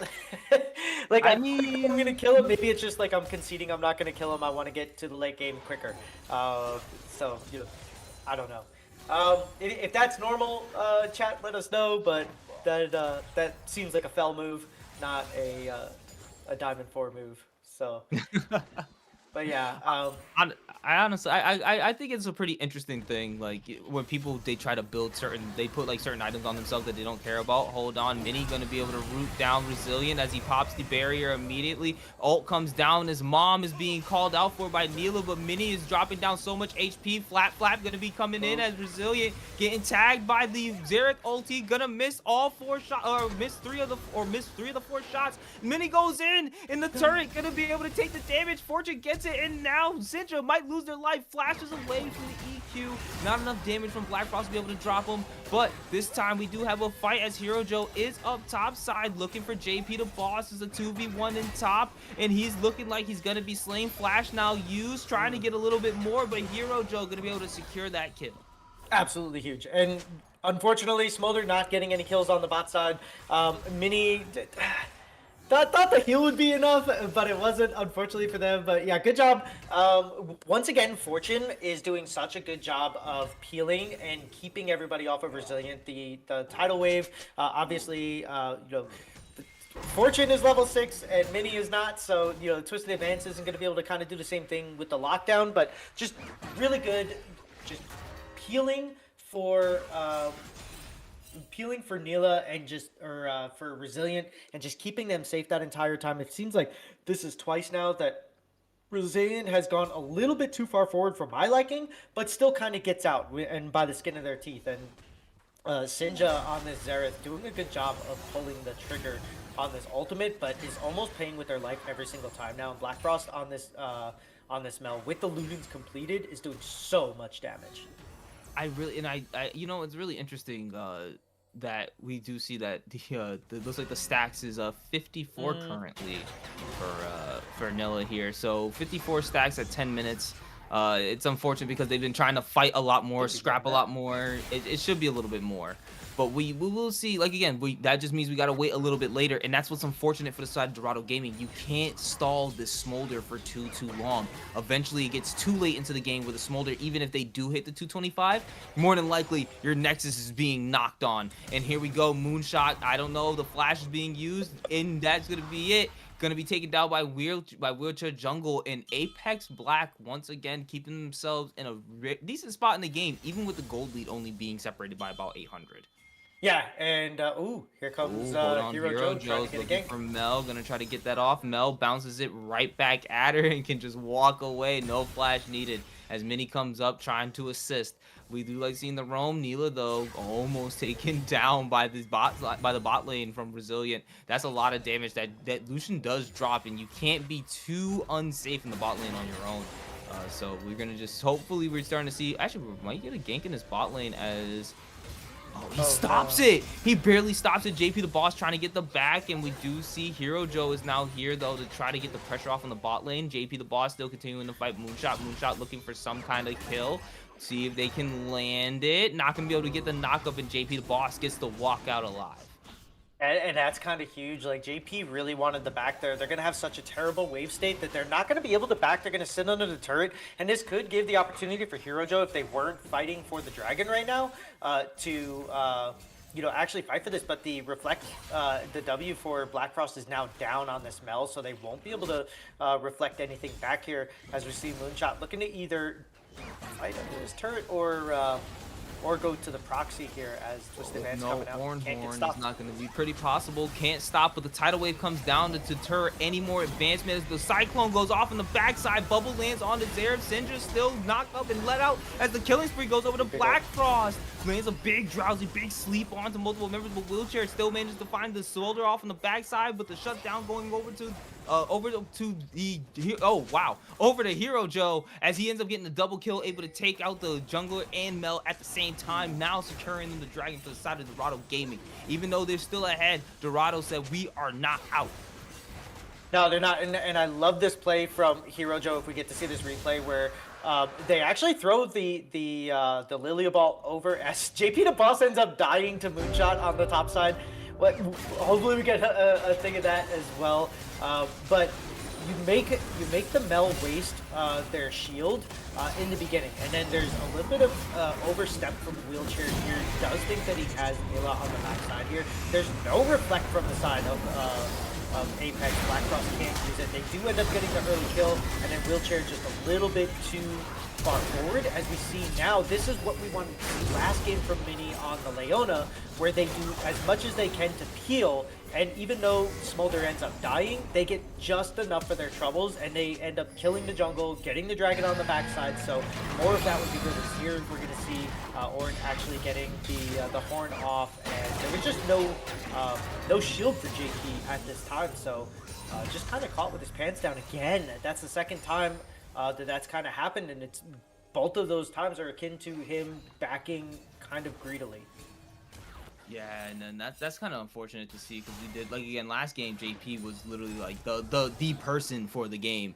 So I know they're probably expecting him to do a little bit more up in that top side, but now the game definitely looking a lot more even, only separated by about 200 gold between the two teams. Wheelchair is still having some decent presence, but right now this Lilia 5-0 is gonna be an absolute tear on the Rift once she starts landing these snowballs a little bit more, or these bowling balls a little bit more, and she starts really ramping up, and then she gets so fast that you just can't catch her.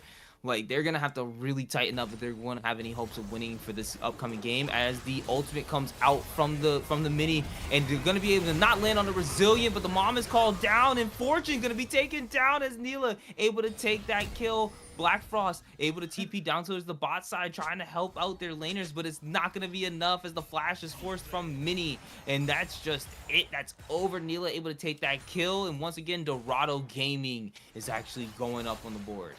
Yeah, and I like the fact that they are using Sinja as like a supportive style champion to just like give agency to the bot lane, right? Like every single time that they've ulted, it is when the Apex bot lane has either come in or they're kind of caught out, as now Wheelchair caught out himself, but scrap happening. Gets the heal from the Nami, now being taken down, as Lilia is now just absolutely eviscerating in the jungle at the moment, and that's just... I love this. Yeah, no. Finish your thought, because I have. No. It's perfectly fine. No, I didn't mean to talk over there, but Lily. Oh no! Wait a second. Black Frost ends up finding Neela. Is it gonna be enough? Nah, doesn't get the execute, but he's gonna flash in, gets the Q off, bounces back the damage, is trying to get away from the Lilia. Not gonna be able to do so. Ends up getting taken, but the Cyclone and Drowsy use. Lilia gonna be able to walk it out. Can she get tagged one more time? Not gonna be able to get it. Lucian is now here trying to help out, as Hero Joe's able to take him. Is able to escape with Mini taking down the Wukong. That's absolutely insane, and this is what I was talking about when she gets to that point. But we do see the return 1v1 up in the top side, as we thought that JP might be out against this Ornn at the moment, but no, it is going to be JP dropping him up in the top side as the Mordekaiser gets the Rylai's, and now he seems like he can't be stopped a little bit. Yeah, he had the Rylai's for the last fight. I think that just this time he wasn't caught out with solo. So Black Frost here just pulls the trigger a little bit too much. That looks like it was on like no vision, right? If it would have waited out the barrier here, that's a free kill. They don't get anything for it. But Hero Joe on the backside here, getting this. Black Frost, I think, knows that they're dead, and this is what the mid to late game Lilia looks like. She gets the Drowsy off onto the jungle here. A flash over from Resilient, but he's not able to dash over the wall. So a little bit of a misplay there. Unfortunate for this Lucian to not be able to get that. And then we're starting to see what happens when Hero Lilia Joe gets tried to... Yeah, he tried to go up against JP the boss, but Moonshot's gonna be able to take him down, as Lilia was able to soften him up. And that's just it. Even though Mordekaiser is still looking like a little bit of a tear up there, since Lilia was having a little bit of a hard time, it looked like. Yeah, she's lucky the ultimate wasn't up there. But what I was going to say is that I do love her build. Like, you got the Leandries built up, and now I'm kind of interested to see whether she ends up going, okay, my answer is already done.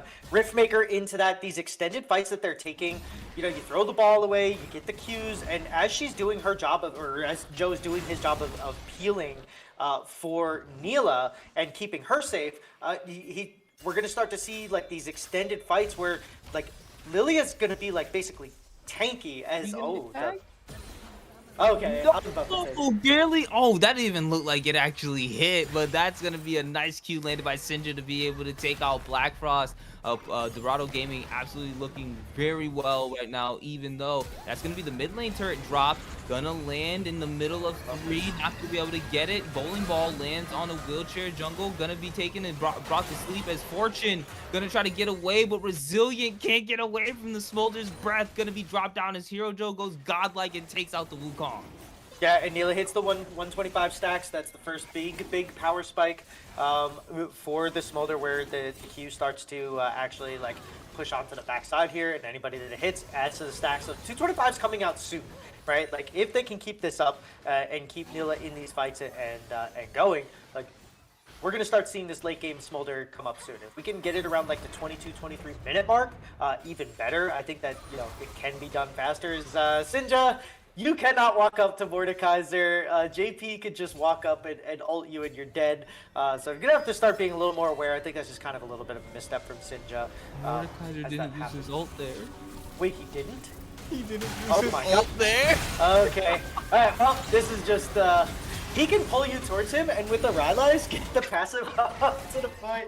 I can't believe he did that. Oh no, two people catch Moonshot out up on the top side. Cyclone being dropped. Black Frost taken down by some damage. Moonshot trying to tank a little bit more. He does have more members coming up though, as Resilient able to go ahead. Not gonna get that kill though. We really would like to see that on the Lucian, but the Lucian at least was there to get some credit. It's Moonshot now gonna drop. I love seeing this back and forth. I love games like this where it's consistently even. It feels like at any point something could break open. Like, look at the goal differences right now, and that is a big shutdown being waiting to be taken by the Lilia. As we do see JP the boss takes him to Brazil, trying to get Mini down, but under the turret is now nice and safe. JP the boss, wait a second, is he gonna do it? I'm waiting to see if he does. He's gonna try to pull in the Smolder, not gonna be able to pull him in, but Black Frost is here, and I don't think Smolder knows. Now he does, and that's gonna be Hero Joe trying to see if he can actually make something happen as he gets this Scuttle Crab and might look to go towards the bot lane. Oh, nope, never mind. They're not going to do that. Dorado Gaming doesn't want to try to stick around and bait anything and maybe something happens. Instead, he goes for a more juicier target in the mid lane as he's trying to target the Lucian, and he's going to be able to get it going legendary. And he ends up finding the double kill as he finds Nami off in that side. We're going to go back to the fight as Hero Joe lands the AoE, gets the sleep, jumps on top of him with the Xerath over the top, going off after the Nami. Tidal Wave being used, going to be able to take it, and that's where we see the double kill come through. And this Lilia absolutely disgusting on the side of Hero Joe. He does, and then JP the boss does end up finding Mini here. Doesn't want to continue the chase, but they do. As the Maokai ulti drops down, JP the boss now caught in, mom called, and he's taking so much damage. Black Frost though gonna at least take out Mini, but that's gonna be JP the boss getting taken his life in consolation. Black Frost now able to use the E to get away, as we do see the Ornn coming towards this bot side. Was really looking to continue that fight, but now it's just Dorado Gaming absolutely starting to take control in this mid game. But I don't know if Sindri could get away, destroys the top turret, but at what cost? As Wukong's beating you down, Cyclone knocks you up, looking for Cyclone number 2. Doesn't end up getting it. Flash stun. Can he get the fight? No, it's gonna be Wheelchair able to take out Syndra, but it was by the hair. Yeah, Syndra with some really fancy footwork there. This is unfortunate when you're playing a champion that is an artillery champion and you keep getting stuck, you know, up close and personal. JP able to pull him away, and then on that one we just see Wheelchair Jungle able to get close the distance. I know that he wanted the turret, he got the turret. He paid his life for it. He's 155 at this point, right? Like, so Syndra's job now is going to be to pull these kinds of pressure from the Wukong, from JP the boss, from somebody else, and make them send at least 1 or 2 people there, almost like a cancer push, you know, while at the same time being able to come over the top with their ultimate. And so, like, yeah, it sucks to die. It sucks to be in this position, but you also have to look at the state of your team. You have a 904 jungle with 3 Haunting Guys items completed now. You have the Bloodletter's Curse, the Leandries, and the Riftmaker. The longer these fights go on, the more damage and sustain that Hero Joe is going to have. You have your Smolder, who is scaling just nice, just finally into the late game, and you have an Ornn, who eventually is probably going to give you the 5th upgraded item because you're dying so much.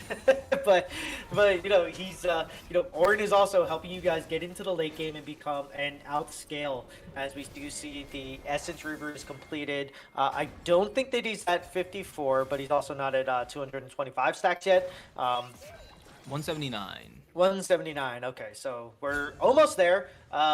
You know, getting there slowly but surely. With the Essence Reaver and Shojin completed now, he's going to be able to basically one-tap a wave and get at least the 3 back minions, and then double-tap it again with the reduced cooldowns from his from all this CDR that he has, and then get the front wave, right? So we leave him alone in a side lane with like a couple waves, and it's going to turn into 225 really fast. I kind of feel bad right now for Resilient in this particular game, not really having as much agency as they did on the Varus, and so it's kind of showing in their items at the moment, as they're currently a half an item down behind the Smolder. But now we do have the Maokai ultimate called in, and they're gonna be able to find their target as they find the Lucian. Resilient trying to do as best as he can, barrier dropped and everything, but it's not gonna be enough. His mom's called down, and Hero Joe's able to secure that kill. JP the boss TP's right into the middle of their whole team, decides to take Hero Joe into Brazil as they're trying to keep the Lilia away, but they don't have the damage to be able to drop, as Black Frost has not made it there yet either. They're going to be able to land a snare on the 2 members, but it's going to be JP the boss taken down. Now you're knocked up. Black Frost trying to get away, but I don't think they can. Moonshot though takes out the Wukong off in the backside as they were trying to make something happen, trying to make that hero play. Oh no, so much damage dropped from that Xerath Q. Gonna be able to get the stun, gonna drop more damage onto Fortune. The Xerath ulti is not up, but the Drake is, and that's gonna be Dorado Gaming going ahead and taking it for themselves. Yeah, this is such a good fight. Started off the nice flash off of the Twisted Advance into the Horn. There's just nothing that Resilient can do. Pops the cleanse, gets the heal, gets the Nami W on top of it, and then it's just kind of scattered here. And JP the boss doing the right thing, taking away the strongest member. And I didn't think that Hero Joe was at this point yet, but they are. Look at the amount of sustain that is happening during this fight to just allow him, even though JP is so strong, and the entire team waiting in the wings on the back end of that to just kind of clean it up. All he has to do is survive there, and they win this fight. Gets a good Drowsy, 2-man Drowsy on the back side of this. Black Frost not able to really do too much here, and then Sinja wasn't even part of that fight, right? So you have like your number 2, I guess, damage dealer should be your number 1. Number 2 damage dealer not even involved in the fight, and you still win it when they basically get the counter pincer with the teleport from Black Frost to get there first. So priority of champions was there, but the fight was not, and Apex on the back foot here as the scaling comp from Dorado Gaming starting to take shape, and this is not looking good for Apex. They need to get some picks, or they need like a good fight, or they just need Hero Joe to either not be there or die at the beginning of these fights. Yeah, they're trying to get a fight where Hero Joe is not there. Is more than likely not going to happen. Like, that's the jungler. That's probably the person who's helping to initiate your fights. So yeah, you're never fighting without him at that point. Like right now, they do see Mini off on the Oracle, but it's like, what can they really do? As right now, the Lilia is jumping right in. Tidal wave drop, gonna force the flash out of Lilia. Lilia though not gonna be able to get anything as the bolt doesn't bounce back. Mom called down, and Black Frost taken out as Sinja secures that kill, trying to get more of the artillery as the Twisted Advance dropped on the Fortune. Fortune now caught between 3 different members on the side of Dorado Gaming as Hero Joe is on a rampage. And that's going to be it. Neela gonna though take the kill onto Fortune, and Dorado Gaming absolutely full control of this game. 6K gold up. Yeah, and that is just unfortunate for Black Frost. They popped the W just a half a second, maybe quarter second too early, and weren't able to. That was a Smolder ultimate, I think, and a Twisted Advance they could have popped back as Mini steps forward a little bit too much. I don't really know what they're doing here. Should just be at the jungle, not gonna get away from JP. I know it's not a huge amount of gold, but everything that you give JP at this point is just gonna make him harder and harder to deal with. And now this Baron is actually getting Neela and Hero a little low, so it would have been really interesting if Apex had gotten up there, but not able to do it. I guess they were just kind of trying to have their cake and eat it too, and get the mid lane tier 2 and the Baron at the same time. But yeah, it doesn't really work out for them here. So we see here, yeah, that's right after Black Frost misses the W, and then on top of that, you're just gonna get really much here. Mini with an easy gas close, and then on top of that, yeah, just just so much CC now for the side of Dorado Gaming, and I feel like they're playing this composition way better than they did in the first game. Obviously, they lost the first game, but like it seems like they know what they wanted to do, and it just didn't work. In here, they know what they want to do, and they're playing it a lot better. And I know that Sinja is like one of the best people in the league, but they're kind of doing it more or less without him, right? And that's like what's so impressive now is that they're just kind of doing this without Sinja being one of the carries, and they're letting Neela, kind of take over this game along with Hero Joe, who now has the Zonias completed. They're going to be so hard to kill between the Bloodletters and the Riftmaker. They're going to be so hard to kill. I do like that JP the Boss is doing kind of like what he did last game, where he's just trying to get as much pressure as he can. But that's 2 waves, Baron empowered waves, that are pushing towards your base as they do the now a 1-3-1. It was a 4-1, and now they're trying to catch them on the backside here. JP looking for it. Gonna be getting slowed down by both the Lilia and the Snot Bubble from the Smolder. Gonna be looking for the fight now though, as this gets called down. Ornhorn gonna get reflected right back at the Orn. His mom is dropped down, and that's gonna be Fortune taken out as Hero Joe once again is unstoppable. Sinja using the artillery fire from the back end is gonna be able to secure 2 kills onto the enemy, and that's gonna be JP the Boss now trying to get away as he gets knocked up and is trying to walk away from the Orn. Not gonna be enough as Neely secures that kill, and they're looking for Wheelchair Jungle now, looking to get the last kill onto the last member of the team on the side of Apex Black. They don't need to anymore now, and they're just gonna have to continue. As we see, it's Dorado's Gaming's game to win. Yeah, yes, it's 1,000%. Well, Apex's game to lose, right? This part from Moonshot here, baiting out the Black Frost, and actually Mini as well. That was 2 ultimates that were blocked, but now you're getting to the point where Neela's ultimate cannot go through. It just does so much damage, and then really nothing else that they can do. I love the fact that Hero Joe is completely making Resilient look like Neela last game, right? As we're going to get one more shot. Nice little snipe from Sinja on the Xerath. But yes, so this is what was happening to Neela last game. Like, the entire team was either, trying to go all in. Here, they're just trying to escape. Like, there's so much crowd control coming from the side of Dorado Gaming. I absolutely love this comp. And they have so many priority ultimates to knock back, right? You have the Ornhorn, you have Twisted Advance from the Maokai, you have the Smolder Snot Bubble or the ult. And so Black Frost is just kind of like trying to do whatever they can to break this. As Maokai stealing this. Ornhorn getting called down, bounce right back, and they're trying to do whatever it takes. Mom called down, Sinja going unstoppable with the help of the Smolder off the top. And that's going to be it. Mel being dropped, double kill going to Hero Joe. This game is absolutely impossible to come back from, as the lanes are now barreling into the mid lane, looking for that mid turret inhibitor. JP the Boss, being the sole member left on his team, take the Lilia to Brazil, but it's not going to be much as she comes back. And it's going to be the rest of the team surrounding you, and they're going to take you out. Neela on a rampage. Full stack Smolder is so hard to deal with when it's getting to execute.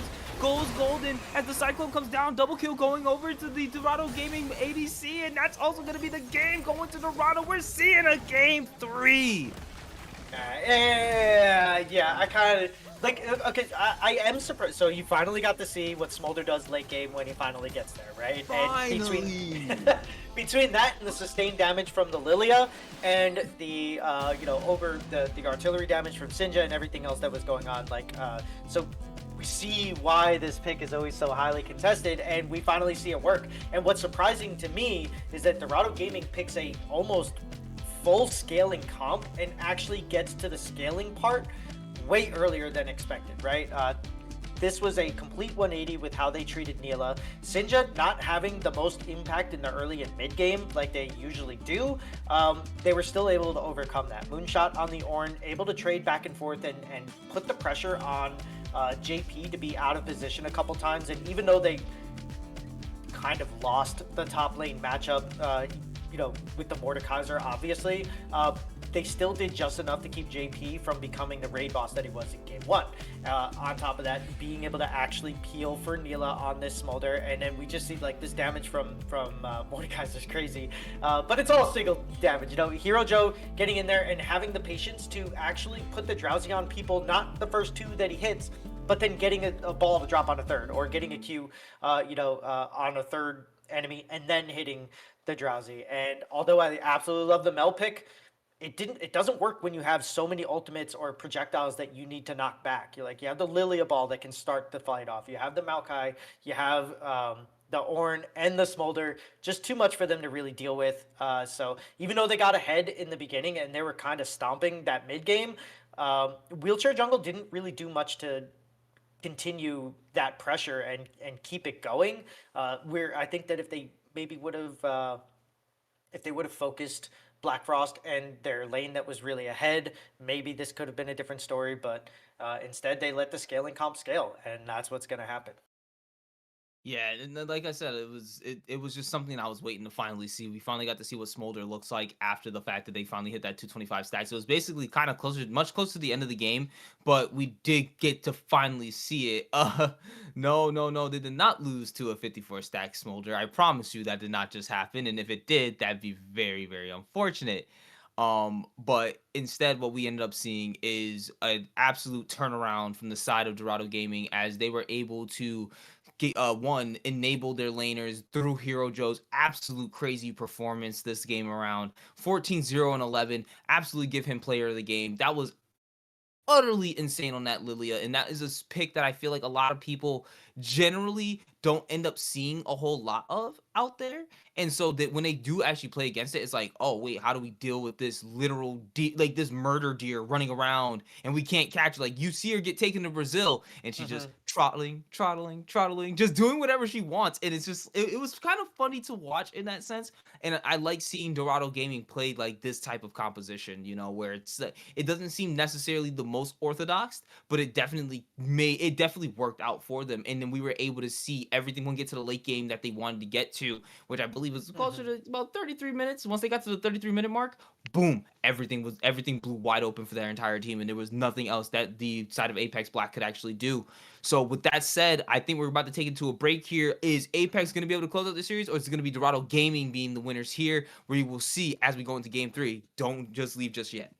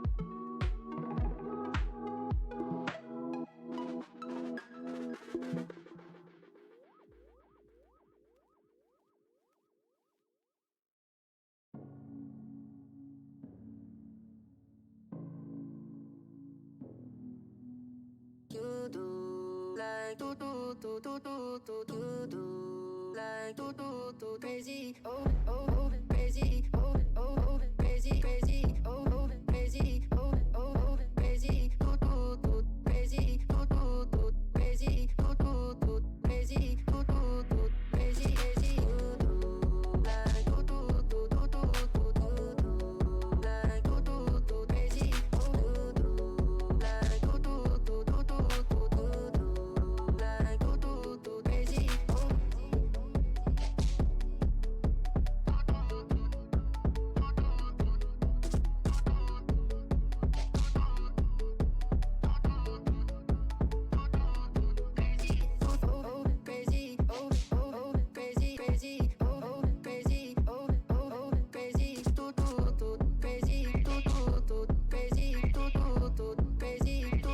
do crazy crazy, do do like do do do do do do do do, like do do do crazy, oh do do like do do do do do do do, like do do do crazy, oh.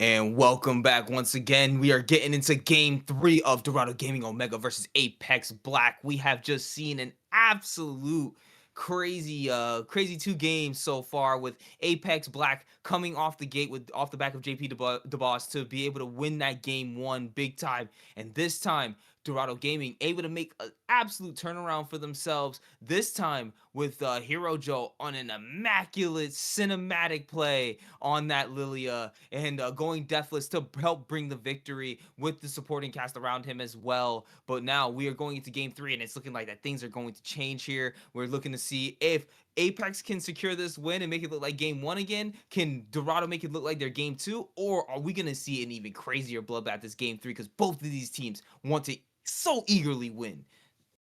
Yeah, Dorado Gaming wants to maintain their top spot in Group B, and Apex wants to secure their playoff spot in Group A, right? And I kind of feel like both of these teams in Game 2 went away from what they did in the first game. And for Dorado, that's a great thing, right? Because it did not work in Game 1. The whole get to the back and blow your entire load in the first 3 seconds of a fight and then not really have much to follow up with didn't work, because they kept leaving their sustained damage in Neela away and by themselves, and just weren't able to actually kill Resilient and Black Frost. In Game 2, Apex went away from their big beefy front line and 2 carries and a solid support in the backside, right? Like, they went with a Mordekaiser who's a one-on-one, and towards the end of the game, JP ended up having to just basically take Hero Joe out of it, but couldn't kill him, and the rest of Apex didn't go in while Hero Joe was in the death realm. So they just didn't play their comp like really well, just like Doggo didn't play their comp really well in the first one. So as we get into the draft here, like, we need to see if more of like the same for Doggo is going to be, Dorado Gaming, if they're going to try to do more of the same of what they did in game 2, and if Apex can go back to what they did in game 1. And then at that point, we might see, a good old-fashioned front-to-back team fight inspired game between these two. And hopefully, it's entertaining and it's close, and both of these teams really need this win, so we'll see how they go as the bans come through. We are going to see the Rek'Sai and Nivea, probably Ezreal coming out of Dorado Gaming, and then Caitlyn, Akali, and then probably Shen coming out of Apex, as they do actually swap the sides. So it will be interesting to see what Dorado Gaming want for their first pick and the B1, and then how Apex uses their R5 to counter either top or mid for either Black Frost or JP DeBoss. I really did like that call out that you made, where you're saying that we probably are going to see a lot more team fight oriented teams or picks from these 2 particular teams.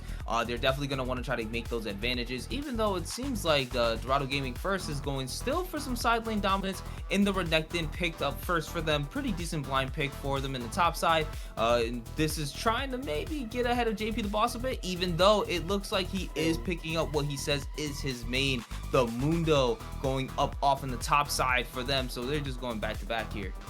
Yeah, and this could end up being a Mundo jungle, right? Like we do see that as the second pick is actually going to be the Ahri. So they're throwing down the gauntlet here. They want Sinja, who is also kind of an Ahri main, to have to play against it. Ryze incoming potentially as the jungle, the counter jungle to the Mundo is actually going to be the Ivern. I love this pick. I think that it gives so much agency to your team when played correctly, and obviously in this Diamond Emerald format, like, they're going to know what they're doing. And in the late game, auto delete Aphelios coming through, so a lot of damage to do with this Mundo, a lot of CC so far to kind of break his passive, and then we'll have to see what they end up doing here. As Black Frost is going to answer with the Jhin, who is a good answer for the side of Dorado's comp so far. So pretty good start to this. So far, so good. I'm not the biggest fan of Jhin, just personally, but overall, man. the champion itself, I know is... No, it's just one of those champions. Like, I've just never really been a big fan of Jhin overall. Just he's weird. He's one of those weirder ADCs for me. That's all it is. It's not like, oh, because I've seen what a Jin can do with a fourth shot, especially on full lethal, when we were having full lethality Jin running around, and it was just fourth shot, just immediately obliterate you, collector, you're gone. So I think we definitely are gonna get some pretty interesting compositions right now. I do like seeing what we're getting here, as we do see on the side of Apex, they do ban the Lulu and the Braum, and then we do see from the side of Doggo, they are banning out the Nico and the Karma, with the picks being picked up here as the Trundle being, I believe that's going to be the jungle pick there. So we're definitely sending that Mundo up to the top side to duel up against the Renekton.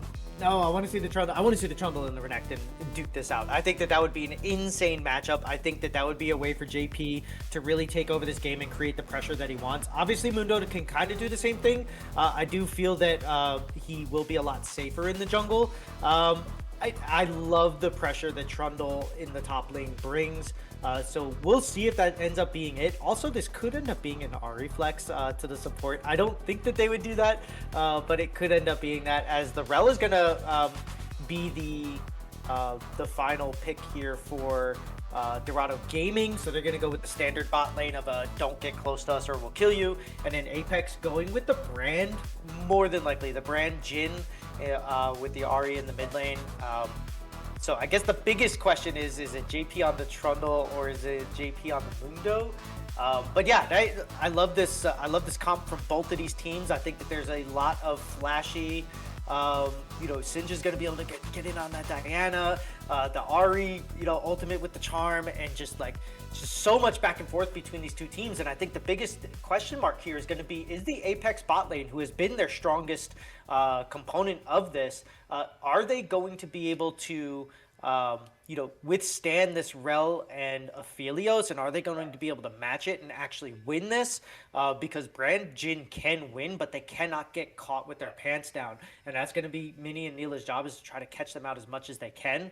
The rest of the map, it is going to be the Mundo in the top lane. I'm sad. I wanted to see the Trundle. I miss Trundle top. But yeah, it's going to be Trundle against Hero Joe on this Ivern, where Trundle potentially can get in there and maybe steal some camps away and put Hero Joe behind. You never want to be behind on a jungle like an Ivern, where you're already going to be weaker for the most part, at least in the 1v1, but you can give agency to your team. But also getting caught and getting low on the Ivern, then you're just kind of an easy target to pick off. Yeah, so it's actually going to be pretty interesting, because I do like the protection that Ivern does put for their team in the later on team fight. So this is another game that, again, I feel like Doggo is going to need to play towards the late game. This time it's hey, when can we get to the point where Aphelios is saying, hey guys, red, white, don't fight?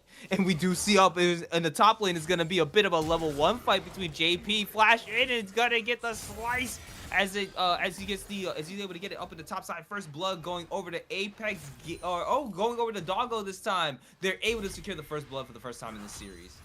Yeah, oh man, that was really just a good play. Hopefully we get to see a replay of that one, how it actually ended up going out. But Mundo it could not scrap with this. The grasp into the Conqueror, Conqueror just gives you so much, right? And so he starts fighting him before the waves even get here. And yes, that works for grasp. You're going to be able to get a grasp proc or two. But also Moonshot able to maintain this Conqueror stacks here, right here. Now we're going to see every time that he hits him, he's just going to get so much healing off of this. And then a little bit of BM here. Whenever you miss that briefcase and you don't get that health back, it's so punishing on early game Mundo. And JP thinks that he actually has this, but the healing, once the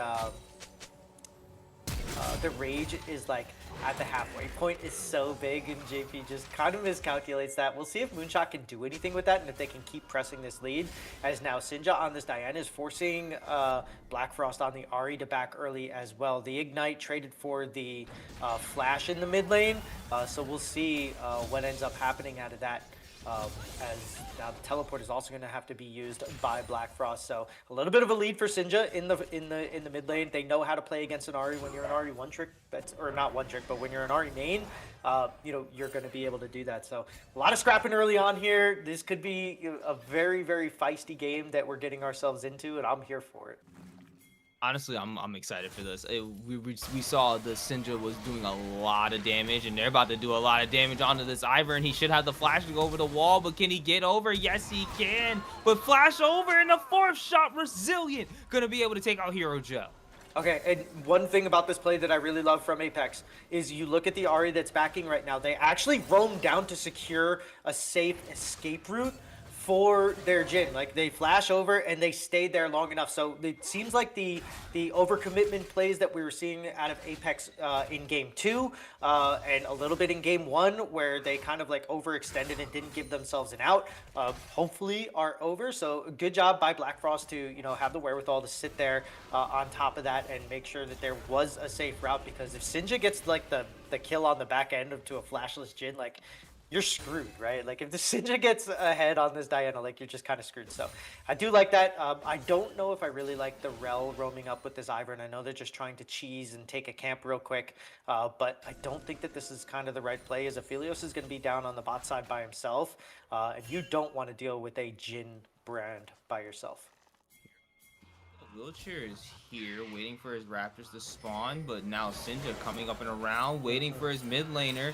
Channels gets the camp, and he's gonna force Wheelchair out. Nicely done. I was gonna say, because it's also very interesting ever since they've changed Diana like over to like having her dash be a basic ability instead of it being her ultimate like it used to. It's definitely made her yeah, I know, but like it's just you people who notice like it was definitely a nice little quality of life change. Hold on, JP the boss gonna get sliced, almost taken down to one turret shot, enough the turn moonshot from going in any further.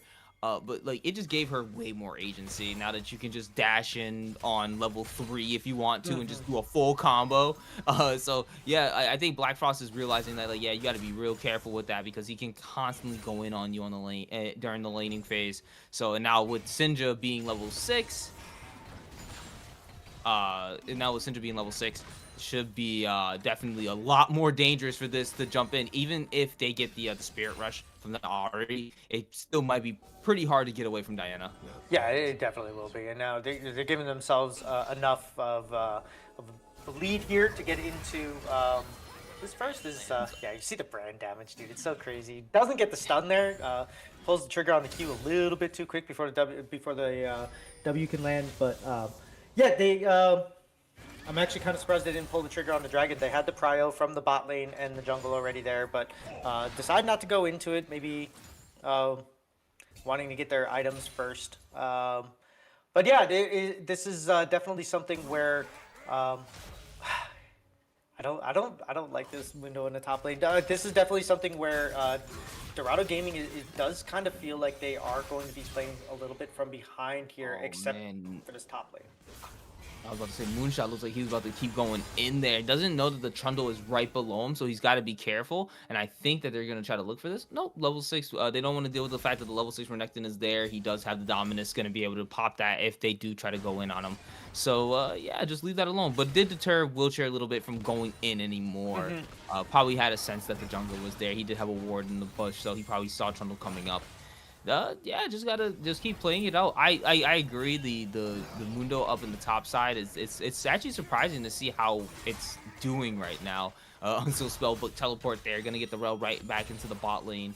I'm not sure how this game's actually gonna end up going. Like we're gonna see, like I said, I think we're gonna see a lot of back and forth. Both of these teams want to team fight, I feel.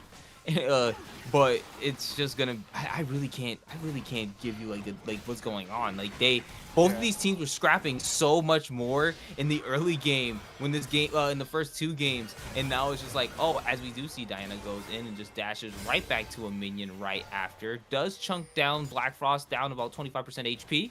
So it's actually not like that's already doing a decent amount of damage and doesn't have the Dusk and Dawn yet. So I think that's what looks like they're going for first, and then once they grab that, that's gonna be a kind of a little one-item power spike for this Diana.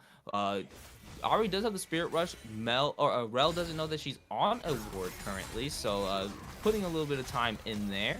Moonshot though, is he gonna be able to do it? No, doesn't want to chase any further under the turret. Mundo does still have the ult, could do that real quick pop of health, but we do see in the bot side they're looking for Resilient as he's able to drop some damage. The Fortune though, gonna be able to drop so much, but red, white, don't fight. Nella going in is gonna be able to take the kill on the enemy ADC. And now Fortune all alone being chased down by Aurel Aphelios, and they're looking for the next kill, gets stunned up, might be able to take one with him, but is not gonna be able to drop it. W goes, stuns up the Aphelios, trying to stun him up, but Aphelios takes the second kill in the bot lane, and that's gonna be Dorado Gaming starting to make a statement for themselves. But Sinja wanted to make more of a statement, ults into the Spirit Rush, gets the Ignite down, but the Spirit Rush right back in, is looking for a little bit more damage. Black Frost able to escape that little engage, but Dorado Gaming, they're really starting to put the pressure on.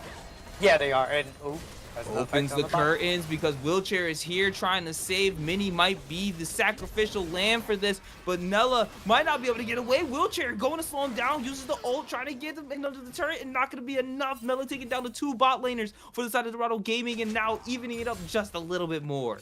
Yeah, and that was huge for Dorado Gaming to get those 2 kills on Nila, but then it was just as big and important for Apex to get something on the back end there. And meanwhile, Dorado Gaming getting the Void Grub, so this could have been just an absolutely huge play. As we see the flash coming through, and then we see the damage from Fortune on this brand, just so much. But Resilient with a way out here, and then as soon as they walk back, the flash forward from Nila, just a little bit of a misstep, misplay there. But then Fortune buying so much time and doing so much damage on the back end here, almost gets the kill on the Mini on this Rel, but good spacing by Mini to just kind of stay as far away as they need to before they can get the shield back up. You get the double kill, but then they stay a little bit too long, and even though Dorado Gaming does get the grubs while all this happens, you don't want to give these 2 kills over the Wheelchair. So you get the ultimate coming out of the gym, you get the pillar to stop this up, and then yes, the flash, subjugate, and chomp slows down Nila so much that there's just nothing that they can do there. Unfortunate for Resilient, doesn't get that kill, but that kind of seems to be like the way that this entire series has been going for these ADCs. So nothing new for them there, but yeah, just a little bit of an overstay. Would have been nice for them to be able to get those 2 kills, get back, get the Gromps while Trundle's on the Grubs while Trundle's on the bot side, but not everything works out perfectly all the time, and still kind of in this now, you know, thanks to that. Apex is still kind of into this, even though they've lost the first 2 objectives and they are behind on kills, and Diana with a good roam here. Oh no, coming up from behind them, looking for whoever the easier target is going to be Fortune, and Fortune getting dropped. Sinja now officially on the board with their first kill, and Dorado Gaming continuing to keep their lead, nearly taken down by the Ignite, but it's not going to be enough as Resilient is now just going to try to stay in this lane, try to pick up a few more minions. Black Frost at least pushed out the turret a little bit from that roam, but rooted down as they get tagged by the green gun and purple gun as well, and that's just going to be, I think that's the damage dropped, and that's a dead Aphelios right there. Yeah, it's frozen on my screen there, so I'm not exactly sure, but the Jin missing his W, and then Hero Joe just being there at the right time for this is you know, Apex is starting to fall apart a little bit. Like, the calls just aren't being made as well. Sinja's getting on a some good roam timers on this Diana. As we see, actually Resilient makes it out of there. Oh, look at that. He managed. Okay, he manages to ever.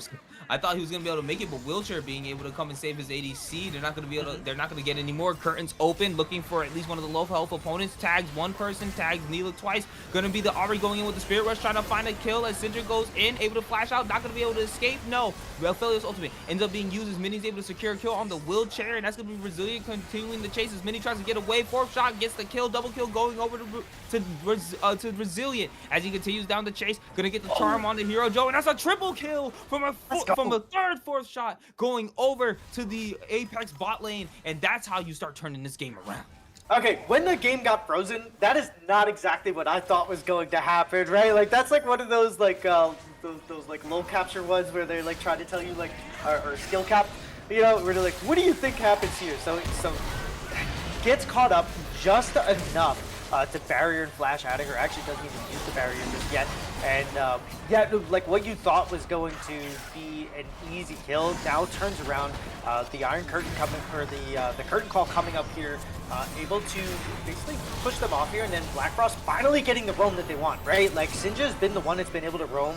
Oh, the flash from Hero Joe, I didn't even see that during the actual play. Kind of screws Sinja on the Diana, where they take just a lot of damage on the back end there. And then, even though Nila's doing as much as they can here, just not enough. And then Black Frost on this Ari coming up here, completely saving this play and getting this like max range charm here. So good job by Apex to just, even though Resilient got caught a little bit too far out, to be able to turn that play around and win that team fight is so demoralizing for the side of Dorado Gaming that now you're going to have to think that just because we have this guy doesn't mean that he's dead. And if they can make more plays like that, I think they're going to be just Tower fine. dive drops the ultimate from both of them, and it's gonna be the solo kill under the turret from Moonshot, able to take out JP, the boss, up on that top side. And right now this Renekton is looking like it's a hard thing to stop. No completed item yet on the Mundo, as he has 3 Giant's Belt and a Ruby Crystal with some boots. So we're hoping that one of those turns to either Heart Steel or they're turning it into Warmog. Something's got to happen here. But right now, it's looking like a very even game between these two. But I do like to see what's going to happen from here. As they go for the next Drake, we see the TP coming in. Renekton is going to go in from behind and try to pincer them off, as they want to try to get a little bit of a fight off here. They believe the ultimate being used by the brand as the pillar comes out and completely cuts off any engage that Moonshot or anybody else will have. Now, opening up the curtains, trying to find its target, manages to find Neela twice, gonna find the 4th shot, no. And that's gonna be it, backing off as they get the W onto Moonshot, but they can't get anything else. That fight is over. Drake secured by the side of Apex. Yeah, that's kind of what I wanted to see from them before the first Drake, when they where they did something like very similar to that play, where they got a good lead, and then they had everybody down on the pot side, including Ari, but then they didn't take it. As now Sinja caught out a little bit in the mid. Go in, using the ultimate to try to keep them off. Spirit Rush dives in, gets ignited, not enough. A Moonshot jumping in, killing spree as the Renekton takes you out under turret. And that is what Dorado Gaming is trying to do, continuing this momentum as the Renekton going 3-0, being up as a top laner at the moment. We're just seeing the gap everywhere, and it's looking like right now Moonshot really wants to be able to dominate this game. Yeah, it does, and it's like, okay, I've already killed the Mundo a couple times. The Jin dominance activated, able to get the slice and dice stun. Moonshot on a rampage as the Jin goes down. Yeah, it just seems like Apex is not prepared for what Moonshot is doing to them. You are getting JP a lot of farm here on the top side, but that teleport that Moonshot did, which I thought was a little bit too late, has now turned into 3 kills for the side of Dorado Gaming. So huge plays from Moonshot. He's been pretty good this entire time. Even when he was losing in the first game, it didn't ever feel like the game was being won or lost because of him. But last game on the Ornn and now this game on the Renekton is completely controlling the tempo of this game. And if they're not careful, Apex can lose this little momentum that they just gained for themselves with their spot and dragon play. As Mini almost getting caught out here on the row, but pretty tanky. But yeah, they definitely need to be careful here, because if they let this momentum that they have go, this game could completely swing the other way for Dorado Gaming, and this could go like really quickly off the back of this gameplay by Moonshot.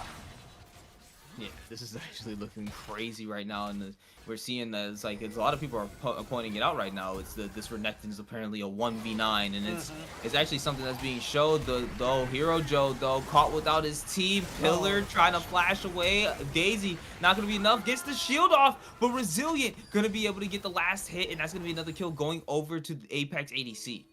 Yeah, this is a flashless Jin. Moonshot, get over there, take him out with your Renekton now.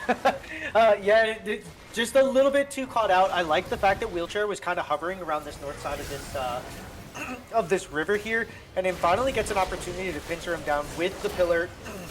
Hero Joe, unfortunately, just doesn't get Daisy out in time, and I believe they missed their Q after. Oh no, let's look at the Q, but yeah, the grenade. Just enough to get that final shot off there. Wheelchair jungle, that's kind of something that's going to happen when you play Ivern if you aren't being the proactive one and joining your team, and if you're just kind of caught out. It's just something that's going to happen if you're playing Ivern, so they need to be a little more aware and heads up from Hero Joe to make sure that doesn't happen again. Is now JP with the Warmogs, able to kind of go here. Is now Moonshot and Black Frost kind of staring each other down, but both of them thinking the better of it, of that play, and now JP getting chased down. Yeah, but the Diana seems like she's not very afraid of JP at this current moment. Like I said, I was glad to see that ended up turning into a Warmogs later on. I'm not sure if it's like yo, you want to go Warmogs first, then go Heartsteel, or go like Heartsteel first because you want to try to start stacking as quickly as possible. But right now, it doesn't seem like the Mundo is too worried about trying to stack off champions. What he's looking for at the moment is to be the side lane pressure that's going to be forcing at least either Moonshot or Sinja to have to answer him every single time. So the fact that right now this game is really on the foot of Apex trying to split up the map a bit, utilizing this Mundo and utilizing this Mundo, maybe utilizing Black Frost or even Wheelchair to kind of be like some type of pressure. I think that that's what they can do while they're waiting for Jin to get to the point of the items where they're gonna be a force. They already at Yumu's, they already have Collector, so we're already looking at a 2-item Jin that actually hurts, especially once he gets those 4-shot crits. So we need to start looking at him like you said. Moonshot is a flashless Jin. Get in there. And I think that's where the rest of the team is also saying like, hey, we got to target him first. Once we get him down, we could probably handle everybody else. So we do see now Neela's on red and white guns, so if they look for a fight here, this is probably the best time for Dorado Gaming to be able to fight the enemy team. I absolutely love this call from Apex. They're like, okay, listen, we're just going to give this dragon up. Dorado Gaming confused, I think, a little bit by it because they really didn't react very fast at all. They're like, Mundo's pushing the top. Let's go over to the middle. They get a little bit of damage onto the tier 2, and now it looks like they're trying to push this tier 3 here as Jin's getting caught out. The ulti, trying to get into Jin, and is able to do it, shut him down, but Diana gonna lose her life for it as well. JP the boss though might try to get away, not gonna be able to as Rel keeps him in, trying to heal so much, and it can get away as the healing from the ultimate's gonna be able to save him. Moonshot going in with the dominance activated, getting hit by the briefcase, gonna get slowed down. Rel able to catch out Fortune, and is gonna be able to drop him as Moonshot goes unstoppable, and is gonna be continuing the chase. Gonna get the green gun hit to go off as the double kill goes to Renekton. Slice dice flash going in, gonna be trying to chop down water Wheelchair, and Wheelchair Jungle gonna be able to walk away under his turret, but not without losing 2 members of his team. Right, they do. But that was a lot of resources, committed to that. You get the flash, you get the ignite from the Diana, you get the flash from the Renekton, and you're also, even though you ended up having 2 more members die, you're trading a tier 2 turret for a tier 1, a couple deaths, and a couple deaths on the back end there, right? So Wheelchair is going to try to stop this back here, and he actually does. No, that's so unfortunate, caught by the Jin W. I don't think the curtains was needed, but Resilience really wanted that kill, and he's going to be able to take it there. What a call from Wheelchair to say, hey, we need to stop their back here, keep this pressure up, and they actually end up getting a free kill on the back end of it. I like that. I like controlling the tempo. I think the Wheelchair is doing a great job on this Trundle of doing just that. Triforce completed. Merc Treads is getting towards the Spirit Visage now, too. So this is going to be a very tanky and hard-to-kill Trundle that is going to basically meet shields with a Mundo in the front line here. As now JP, speaking of meat shields, going in against 2. They're gonna drop the ignite, try to get him in. The spell shield's not there for Mundo anymore. Can now be CC'd and can be chopped down slowly as his health bar gets chipped away, and that's gonna be the kill. Sinja takes it down with the help of Mini, and that's gonna be another kill going over to the side of Dorado Gaming, trying to keep this game as even as possible. Only 1K down, but still feels like there's so much more to climb. It does, and that was it took forever for them to get that. To get JP dead there. They do end up getting it though, so that's big. But it does seem like this Mundo is going to eventually get to a point where they are very, very hard to kill. And between that and the Trundle with the Spirit Visage now completed, does look like they're going for the Dead Man's Plate second. So they're going to have a lot of health and a lot of healing to deal with as well. As now they're looking for a 3-3 in the mid lane. Gonna get rooted up though by the Ivern. Not gonna be enough as the pillar comes dropping down. Daisy gonna be able to land the 3 hits, knocking up 2 different members. Rel goes and is able to find Hero Joe, or Hero Joe's gonna be able to find Fortune. Fortune gets dropped. That's going to be the first member from the side of Apex drop down, and they're trying to find a little bit more resilient there, though. Trying to drop a little bit of damage. Misses the W onto the Rel, but we do see Moonshot right now behind the 2 different carries. But here's JP the boss, going to be able to find him. Now he's going to start off a duel. We got 2 different fights going on between 2 different sides, as right now Moonshot trying to survive for as long as he can to help him out. But Sinja going to be able to go into the middle of all of them and take out Black Frost as Moonshot is slowly getting chipped down. Jin going to be able to take the kill on the enemy top laner, but they're going to be able to keep the Wheelchair in, as Mini is now trying to block off the 4th shot. Sinja going to be able to kill off the Trundle. JP the boss still in the middle of everybody as he takes out the Rel, but is going to be trying to get away himself. Now, they want to continue the chase. Resilient, looking for Hero Joe, not going to be able to land anything else as Syndra getting the fruit and is looking for another second flank. Sees Fortune there, might be able to get him. Not going to see the Diana on the vision right now. They do see Diana though, but I don't think Diana knows that they see her. And they're trying to continue the chase, trying to see if they can find a flank further down. Are they going to be able to do it? JP the boss going to be trying to chase down Hero Joe. Not going to be enough. All right, so it looks like the fight is now, the fight is now over. We should be good. But that fight was absolutely crazy. Oh no, they're going to find, nope. Black Frost is looking to catch the wave. That's it. Yeah, we're good. We're good. No more fighting. No more fighting for another minute until this dragon comes up. Yeah, and that's the big thing now, right? That's the next big objective. If you can start stacking these Ocean Drakes for both of these teams is going to be very important. And unfortunately for Fortune, right now this brand support is just not doing it, right? Like they have the Leandries completed, they do have the Oblivion Orb, so they are cutting healing down by 40%. But so are, Mundo is kind of too. I don't know if this is a Fortune problem or if this is just like a bad draft for this specific game, because it did seem like in games 1 and 2 they were a lot more useful on the enchanters, and here it just seems like it's not enough, as now JP the boss might be caught out a little bit too. Caught in the middle of 4 different members. Black Frost goes in with the Spirit Rush. Syndra goes in though, finds Fortune off on the backside, loses their life as well as Syndra's able to return it. But Moonshot trying to find the Resilient, and he ends up finding the Jin. Jin now gets taken down as Mundo is chopped down as well by Hero Joe.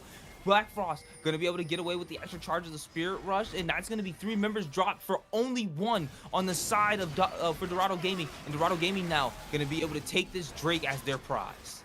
Yeah, and Ari still has her blue trinket up, right? Like, so they're not using the vision tools that they have here in Apex, just kind of getting caught out. I feel like if they would have been able to have JP sort of sit in the front and actually be able to take some of the damage that that they wanted to, and not soak up all of the damage because they just get into basically melee with them here. Good job by Black Frost to try to isolate this Renekton and get him to stop as she goes in, but I think that the target was actually the Ivern. And then the follow-up from this Rel, there's so much control coming down, brings everybody in, gets a 3-man ultimate from the Aphelios on the back end here, and then Aphelios basically goes untouched with red-white, and you cannot have that happen if you are the side of Apex. Black Frost doing everything they can to try to do to try to keep Resilient alive, but without a tank, without a good heal system, without an enchanter, Resilient is just kind of being left alone here, and they're starting to fall into what happened in game 1, where they were just sort of on the side, or in game 2, where they were just kind of caught out with no real purpose and then no ability to actually do any damage. So we'll see if they can change that here as Black Frost goes in. Already looking for the Ivern, and they're gonna find it though. Fortune getting the kill on that one. And I think you wanted to see that go to your Ari, unfortunately, but it definitely, I think Brand getting some damage would at least help quite a bit, right? He's not farming like the Ari is, so we'll let it slide this time around. Get that mage a little bit more damage, start making them burns mean a little something.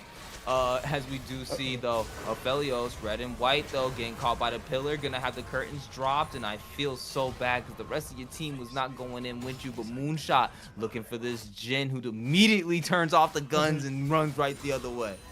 Yeah, I do think that as another fight's breaking out, so we can talk about this. Okay. Yeah, no, I do think that was kind of worth it though, because you did force Moonshot to use their teleport from the bottom, right? And now you send JP on the Mundo down to the bot lane to either force them to answer so that you can go to Baron, or force them to fight you at Baron and you just back off and disengage, and Mundo gets the turret, which he actually might get the turret anyways here. He is so strong on this Mundo, is going to be doing so much damage to these turrets with the health-based addition that he gets from Z. So very strong play, even though it seems kind of like a wasted ult. But now it's going to be on JP the boss to get out of this alive and not...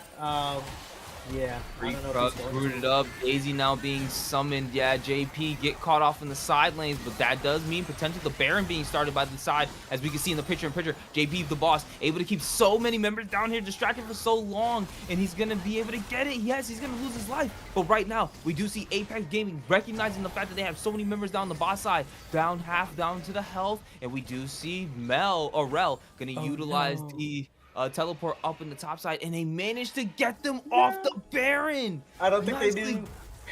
Oh no, that's so unfortunate. They managed to get such a good Baron start, and then they end up losing it entirely. JP the Boss thinking his sacrifice will be well used, but no, it goes in vain. Yeah, it does, and that's all because they didn't think that that was Rel teleporting. So there's no way that they saw Rel teleporting and they're like, oh yeah, we need to get out of here. When they had vision of the blue jungle of Dorado Gaming, as now Apex is going to be the ones that are going to have to respond to Dorado's Baron call. Yeah, this is kind of insane.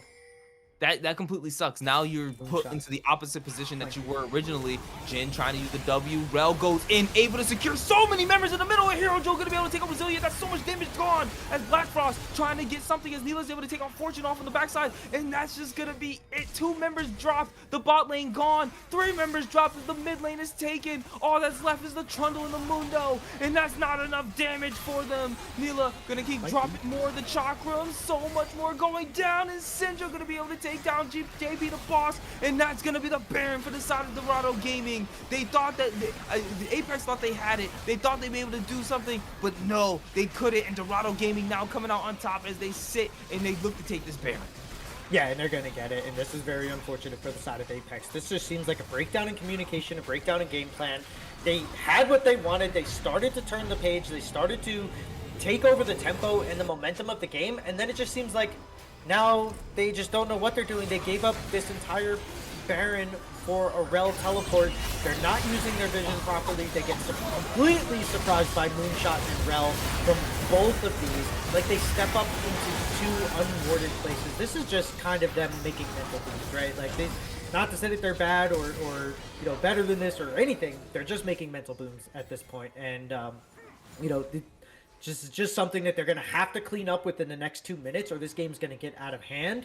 While at the same time, they just need to play smarter here, as now it seems like Dorado has everything. Snare down wheelchair. We do see Moonshot caught off on the backside, even though Mundo goes in the middle of 4 different members, opens up the curtains. He's getting taken down and shredded a lot. This Aphelios does so much damage to Aphelios now on a killing spree. We do see it's going to be Moonshot taking down a really close health, as Fortune's able to get that big shutdown onto the top laner. And so with so much damage gone, double kill over to the Aphelios, trying to get another as he gets the triple kill, taking down mid laner. And that's Dorado Gaming, only losing Moonshot, but able to ace the side of Apex. And that's going to be it. That's going to be the soul for them. And once again, Dorado Gaming showing absolute dominance.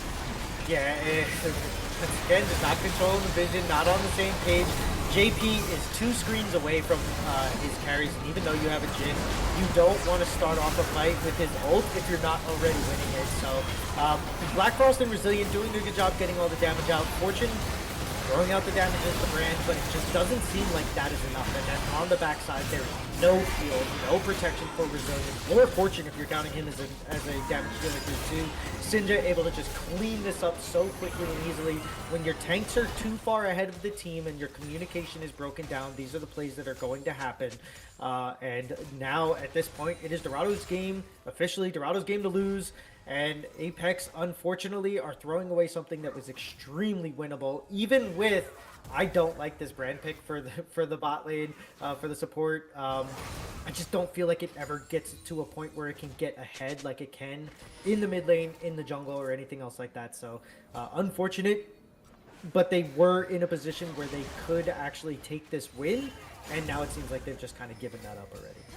It's just really funny because I'm thinking back to like the previous 2 fights and how in that first fight before the Drake fight that they had in the mid lane, they just immediately caught out Jhin, and all I could see was like the freeze frame, and it's like, damn, they really about to rock my, and you know, that's all I could think of for the moment for Jhin, because it's like, yo, there's no way that they got the double flank of the Rel and the Renekton on me, but hold on, the curtain's open as they're trying to open up a fight. But like you said, unless you're already winning, you don't want to start off the fight like that with the Jhin ulti. Moonshot TPing down, gonna be able to get the start, and he's trying to pull under the turret. Dominus pop, gets the first bot lane turret, slice dice, looking for the stun, getting charmed up, taking a lot of damage, and he might just get taken down, but Aphelios does so much with the red guns. He switches from the black gun to the red-white don't fight, and he's looking for more. Not going to be able to get the chocolate to land on the JP the boss, and they're still doing so much damage, and they're gonna have to back off as Moonshot had to slice and dice away. Syndra though gonna be taken out, and that's probably the avenue that right now Apex needs to be able to get into this game as they go into the middle trying to find the Aphelios. Brazilian gonna be able to take out Moonshot, and now that's also gonna be Nella getting taken down as the Spirit Rush continues to chase. Hero Joe trying to go back in, not gonna be able to get it. Shut down, going over to Brazilian onto the rail, and that is a clean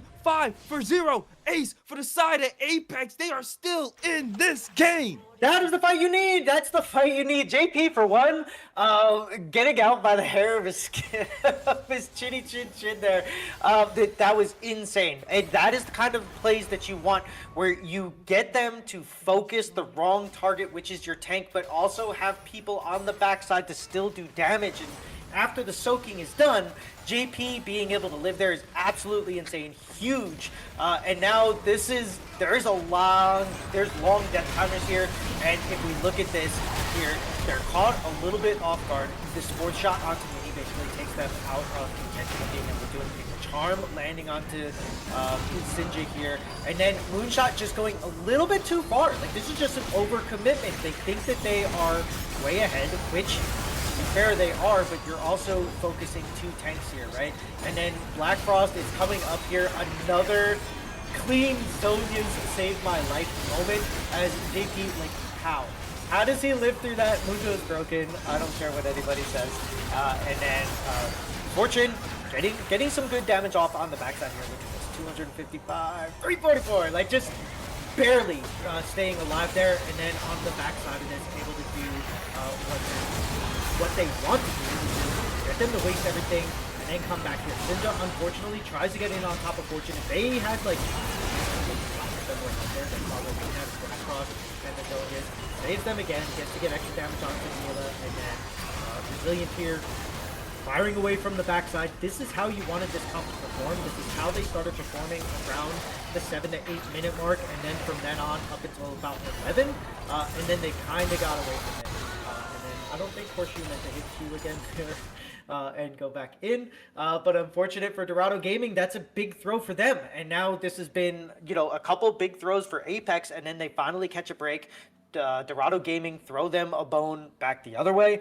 And now this is basically a tie game, right? You have a 5-0, you get the inhibitor turret, and now you have so much pressure on the map that you can now bait them into coming to you. Just don't lose the vision game. Stay with your meat shields in front of you, but within range that you can return fire, and that is Apex's way to win this game. Yeah, and honestly, finding like a really good fight like that was absolutely necessary for Apex. We were literally sitting here saying, like, listen, this is the game for Dorado to lose here. They got the Ocean Soul. They were able to get the Baron. They were able to barrel down. But this is one of those extreme overextensions that, like you said, they felt like they were so much more ahead that they could take this absolute insane fight. But that Mundo, too damn tanky, and it's not going to be able to be, it's not enough when all you literally have is the Renekton pushing so far forward from his team. Remember, Aphelios doesn't have the open the curtains like the Jhin does to start a long range engage of a fight for them. He doesn't, or to start barreling down damage from so far. Aphelios still has to get pretty up close to be able to do some of that damage. So it's kind of unfortunate in that sense where the Renekton's going up so far, and then you saw Mini got chunked out. It just doesn't end up working. So now we do see JP the boss here as the Baron is being postured around by the side of Dorado Gaming, but they do have to still be careful. As we saw in that last fight, JP can last so long while Brand able to dish out a lot of AoE DOT damage. We do see a lot of the damage coming out from Resilient off the backside with technically a little bit of poke from these 4 shots from these grenades. It's a lot that can be done, and if they get flanked out by Black Frost and or the Trundle, Wheelchair on the Trundle, this could be terrible for the side of Dorado Gaming. But right now, we do see they're trying to engage on the JP the boss. JP the boss doesn't end up using his ulti yet as the charm lands on the Moonshot. They're trying to go in. Mini try to get a flank, but ignited and immediately W's out. We're gonna see JP the boss just sitting there absorbing so much damage in this Warmock's just gonna allow him to heal all that back up as long as he's not out of combat. But he is being chunked down just a little bit. This Aphelios does hurt with the blue gun, so he can get that little bit of poke off. They trying to push him off the Baron. They're gonna force him to come to them. So right now, I think this is the good position for Dorado Gaming. They want them to try to push into them and see if we can get them to force them to fight on their terms. JP the boss though feels like he's just big enough of a raid boss. He can just go ahead and just walk right up to the damage. Goes gets chunked down to about 2/3 HP. Gonna start healing it all back up again. We have a long extended fight. 4th shot ready for the Jin mini. Now on the opposite end of their team, being chased down by JP the boss, able to chase them off with the Baron now started. Elder Drake now being also spawned on the map, and I think that both of these teams are gonna split the difference. Baron for Doggo, while Apex going for the Elder Drake. Potentially, this is not guaranteed because right now they have turned from the Baron, beelining straight here. JP is going to try to cut them off, does not see Mini on the bot side here. And yeah, they just got a little bit of tunnel vision here as the Spike battle is about to begin. No, okay. So red team. Apex, Yeah, no. Apex does get it there.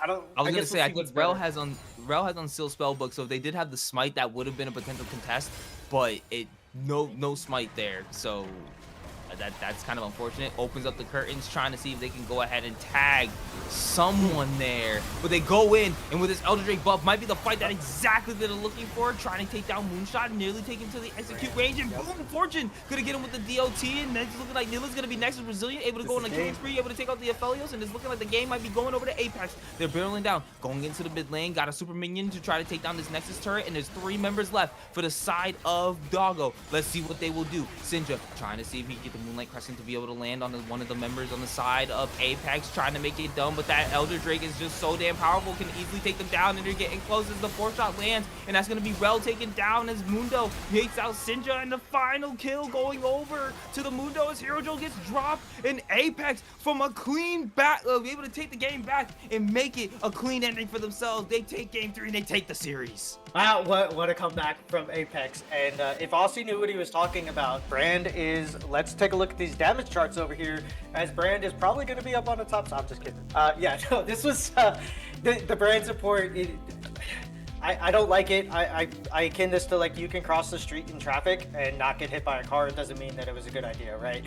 It does end up working out, and you know, with the Elder Dragon, yeah, it works. But I don't like the pick, and it's probably going to go down as the chat is probably just going to keep arguing about this. But yeah, Apex, hey, they waited it out. They waited for Dorado, who eventually got a little bit too big for their britches. Moonshot was very strong in this Renekton, but then they started doing the same thing that Apex was doing that made them to start to lose the game, which was overcommit to bad fights and get too far away from your damage dealers, and then they just didn't have any follow-up for the rest of it. And then they started taking a little bit too much poke and not being able to actually pull the trigger and follow up. Unfortunate for them because they were in the driver's seat of this game. They did end up throwing this and they ended up throwing the series after coming back from game 2, showing a lot of resilience. And then I guess we could say the same thing for Apex, right? Like, they kind of get stomped in game 2 after having a really surprise stomping in game 1, and you know, they go for they go for it in this one, and it worked out for them. And you know, it's cool to see. It was a really fun series between these two groups, you know, these two teams, and both of them fought really hard. Both of them had a chance to win this series, and fortunately for them, Apex takes the win. I'm not gonna lie to you, that was actually very impressive by Apex to be able to keep themselves so mentally locked in for the end of that game and recognizing when a big mistake was made and turned it around for themselves. That was absolutely insane. And again, that was the game for Dorado to win. Like, they were supposed to win that game. Once you had the soul, once you were so far ahead, you should have been able to close it out by playing some slow macro play, maybe kind of backing yourselves up, like potentially like a play or two, if that makes sense. Like, try to wait it out for the next objective. But instead, they said, nah, guys, we got this. Renekton was feeling himself. And unfortunately, sometimes when you feel yourself a little too much, you get a little bit of a burn, because you end up, unfortunately, going into the face of a big raid boss tank that was that Mundo. And then next thing you know, he's surviving everything you're chucking at him, and you can't kill him. So for what that was, it was literally that one play that completely turned the whole game around. And it's so surprising because sometimes you just need one really good play to be able to make the game yours in the end. Yeah, and I mean, this game was fun. It was a lot of back and forth. A lot of mistakes were made by both teams. A lot of, you know, we could debate the draft, you know, from here to whenever. The win is the win, and both of these teams had a chance. And what Apex did is what Dorado Gaming should have done. When Renekton was so far ahead, and he was like, I think level 18, and Mundo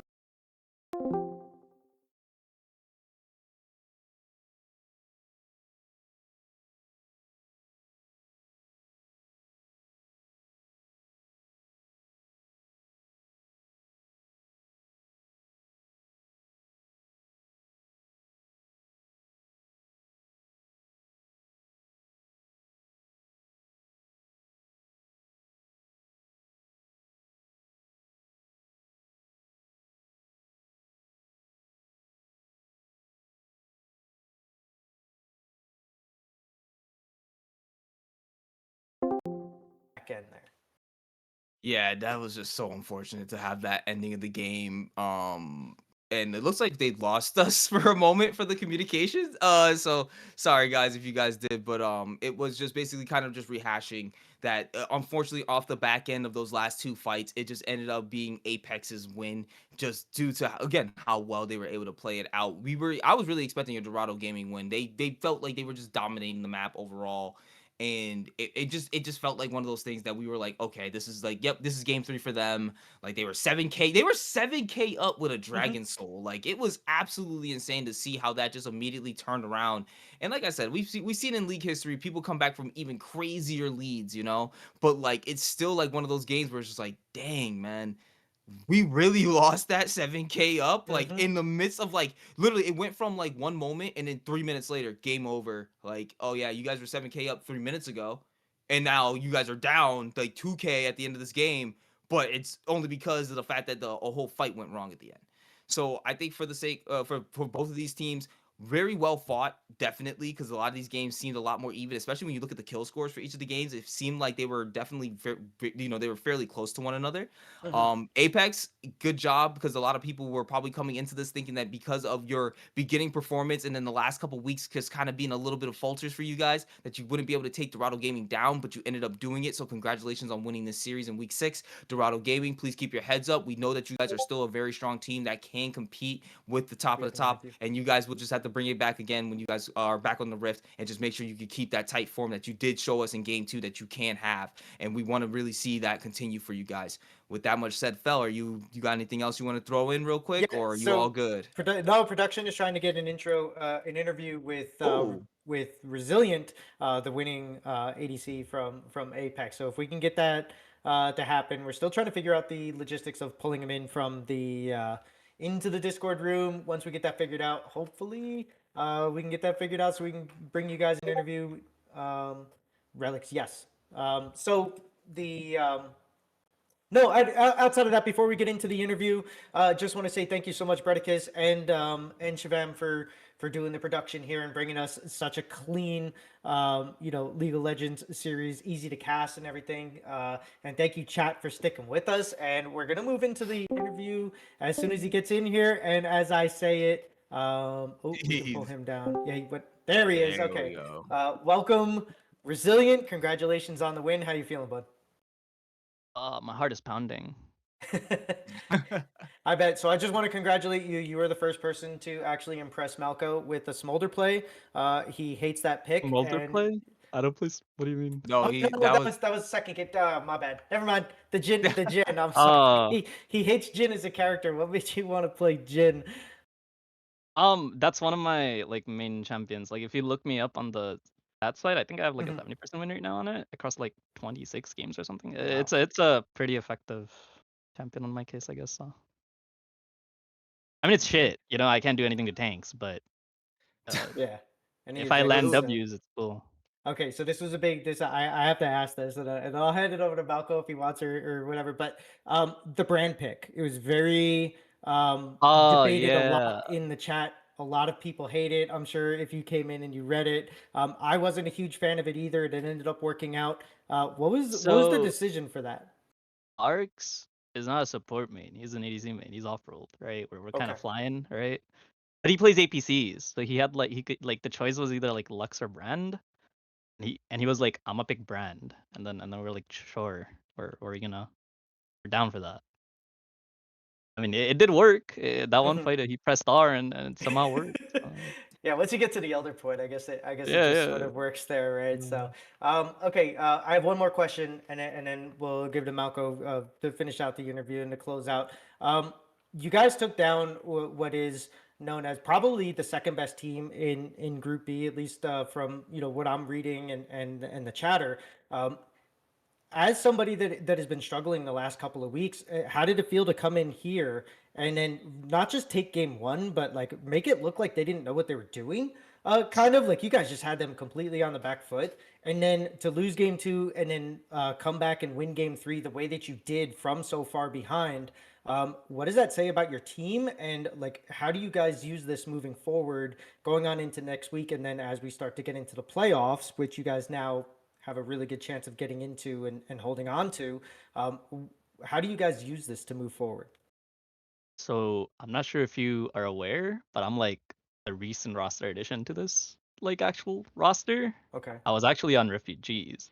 Um, yeah, they replaced me, so now I'm here. I actually beat this second best group. Beat. I think they were the best team at that point. They didn't have losses, and I beat them on refugees, and now I beat them on Apex. Okay. I gotta Yeah, I read mean this up on team this. is I mean it's a good lore. No, this team it has Julian, it has Arcs. Arcs somehow is better than most D4 cap supports like off roll. That's Hmm. actually funny. And Ooh, yeah, no, I mean there's a lot of moving parts. I'm still new here, right? I'm not really aware with their game, but uh yeah, I mean if we're looking like this, right? It's like what our second time playing together. hmm, I'm sure playoffs will be interesting. Okay. definitely. Okay. All right. Well, I actually think we've asked. I think you've asked all the questions that I was particularly going to kind of My ask bad. about. Like more, I was gonna ask a little bit more about how they felt about the brand pick because I was in the back of my brain that whole time. Is like I'm a Jin. I think I kind of prefer Leona here to lock him down a little bit more. And I wish we had this in game three. But I'm sure you were like you said you went with the pick. You were able to just work Oh with yeah, it as game the 3 I was Jin. literally And like, guys, drop me down to like later picks and just give me Jen. I'll win you the game. oh, you was feeling like okay. So this Yeah, man like was no feeling joke, confident, guys. like no I joke, hope we all heard that in the chat. Like, literally no joke. all Stop right, banning well, Ezreal. Start banning Jin. Ah, yeah, no, that you don't want to do that either. I guess the Ezreal's even worse. All right, so they're gonna keep we're gonna keep banning the Nah, Ezreal that game one for that one is actually worse. I have like a 40% rate on it. I can't win on that chat. It's sad. People still ban it though. so it's like you do good, but the winning ain't exactly coming up for Ezreal. So he said I had to bring out the Jin Yeah, they just kind instead. of pick tanks, and then I'm just sitting there looking at them. It's really sad. My champs, shitty champs. Can't kill tanks, and that's okay because you guys did kind of make at least in some points you guys were kind of making the moonshot look kind of squishy from time to time. You even make the Trundle look a little make no, not Trundle, because Trundle was on your team. Yeah. Or yeah, so because Ivern was on the other end, but like it was definitely one of those things that like you guys did a really good job, and I think that was it Yeah, proved to everybody else that you my guys are team is definitely cracked. still My team is worth cracked. it to be in a competition. So My team is cracked for real. Yeah, this was impressive. I'm not gonna lie. This surprised me. After just kind of looking at how everything was going, I didn't know that you were a new addition, so that makes a lot of Oh yeah. sense. But this was a very impressive series from you guys, and we have one more question from our production, and then we will close this out. Would you rather face JP the boss on Scion or on his moon node? The Mundo probably. Okay. His Scion was pretty clean. Not gonna You just lie, saw I what was he was pretty doing, man. impressed He was with that. 1v5 just Yeah, dude, running into literally people and that dying. Like I'm Scion kidding. killed I'm that kidding. He's game he's one. he's chilling. He's chilling. that Scion was He's a kind of pretty good player. disgusting. I'm not gonna Oh lie. I yeah, think yeah. I need to He start ulted. banning that from him over the It's Mundo or funny. anything. He's literally like, yo, I'm a ult bot, and then he ulted bot and then That was hashed. crazy. That literally turned the game around for you Yeah, guys and yeah, just put yeah. you guys completely in the I was like, oh driver's my seat. god. That was so cool to see. So, all right. Well, thank you so much for joining us on the Casters Desk Resilient. Congratulations Yep. again on the win. Go back with your team, Thank you enjoy guys. it, and I Hopefully I look don't get forward to see. kicked. Nah, man, not after that. I'd be Nah, man. surprised, but You don't know lore, man. You don't know yeah. lore. I've already been All kicked right. from 2 teams. This is my first year. This is my first season with the Olympus, but hopefully I get to see you and the rest of Apex again in the playoffs and cast those because this was a pleasure. Thank you, Malco, for the amazing play-by-play as always. Thank you, Bredicus and Shivam, for the production, and thank you, chat, for hanging out with us. And appreciate you guys listening in. It was a banger of a series. This was 3 hours well spent. Thank you very much, and we will see you next week.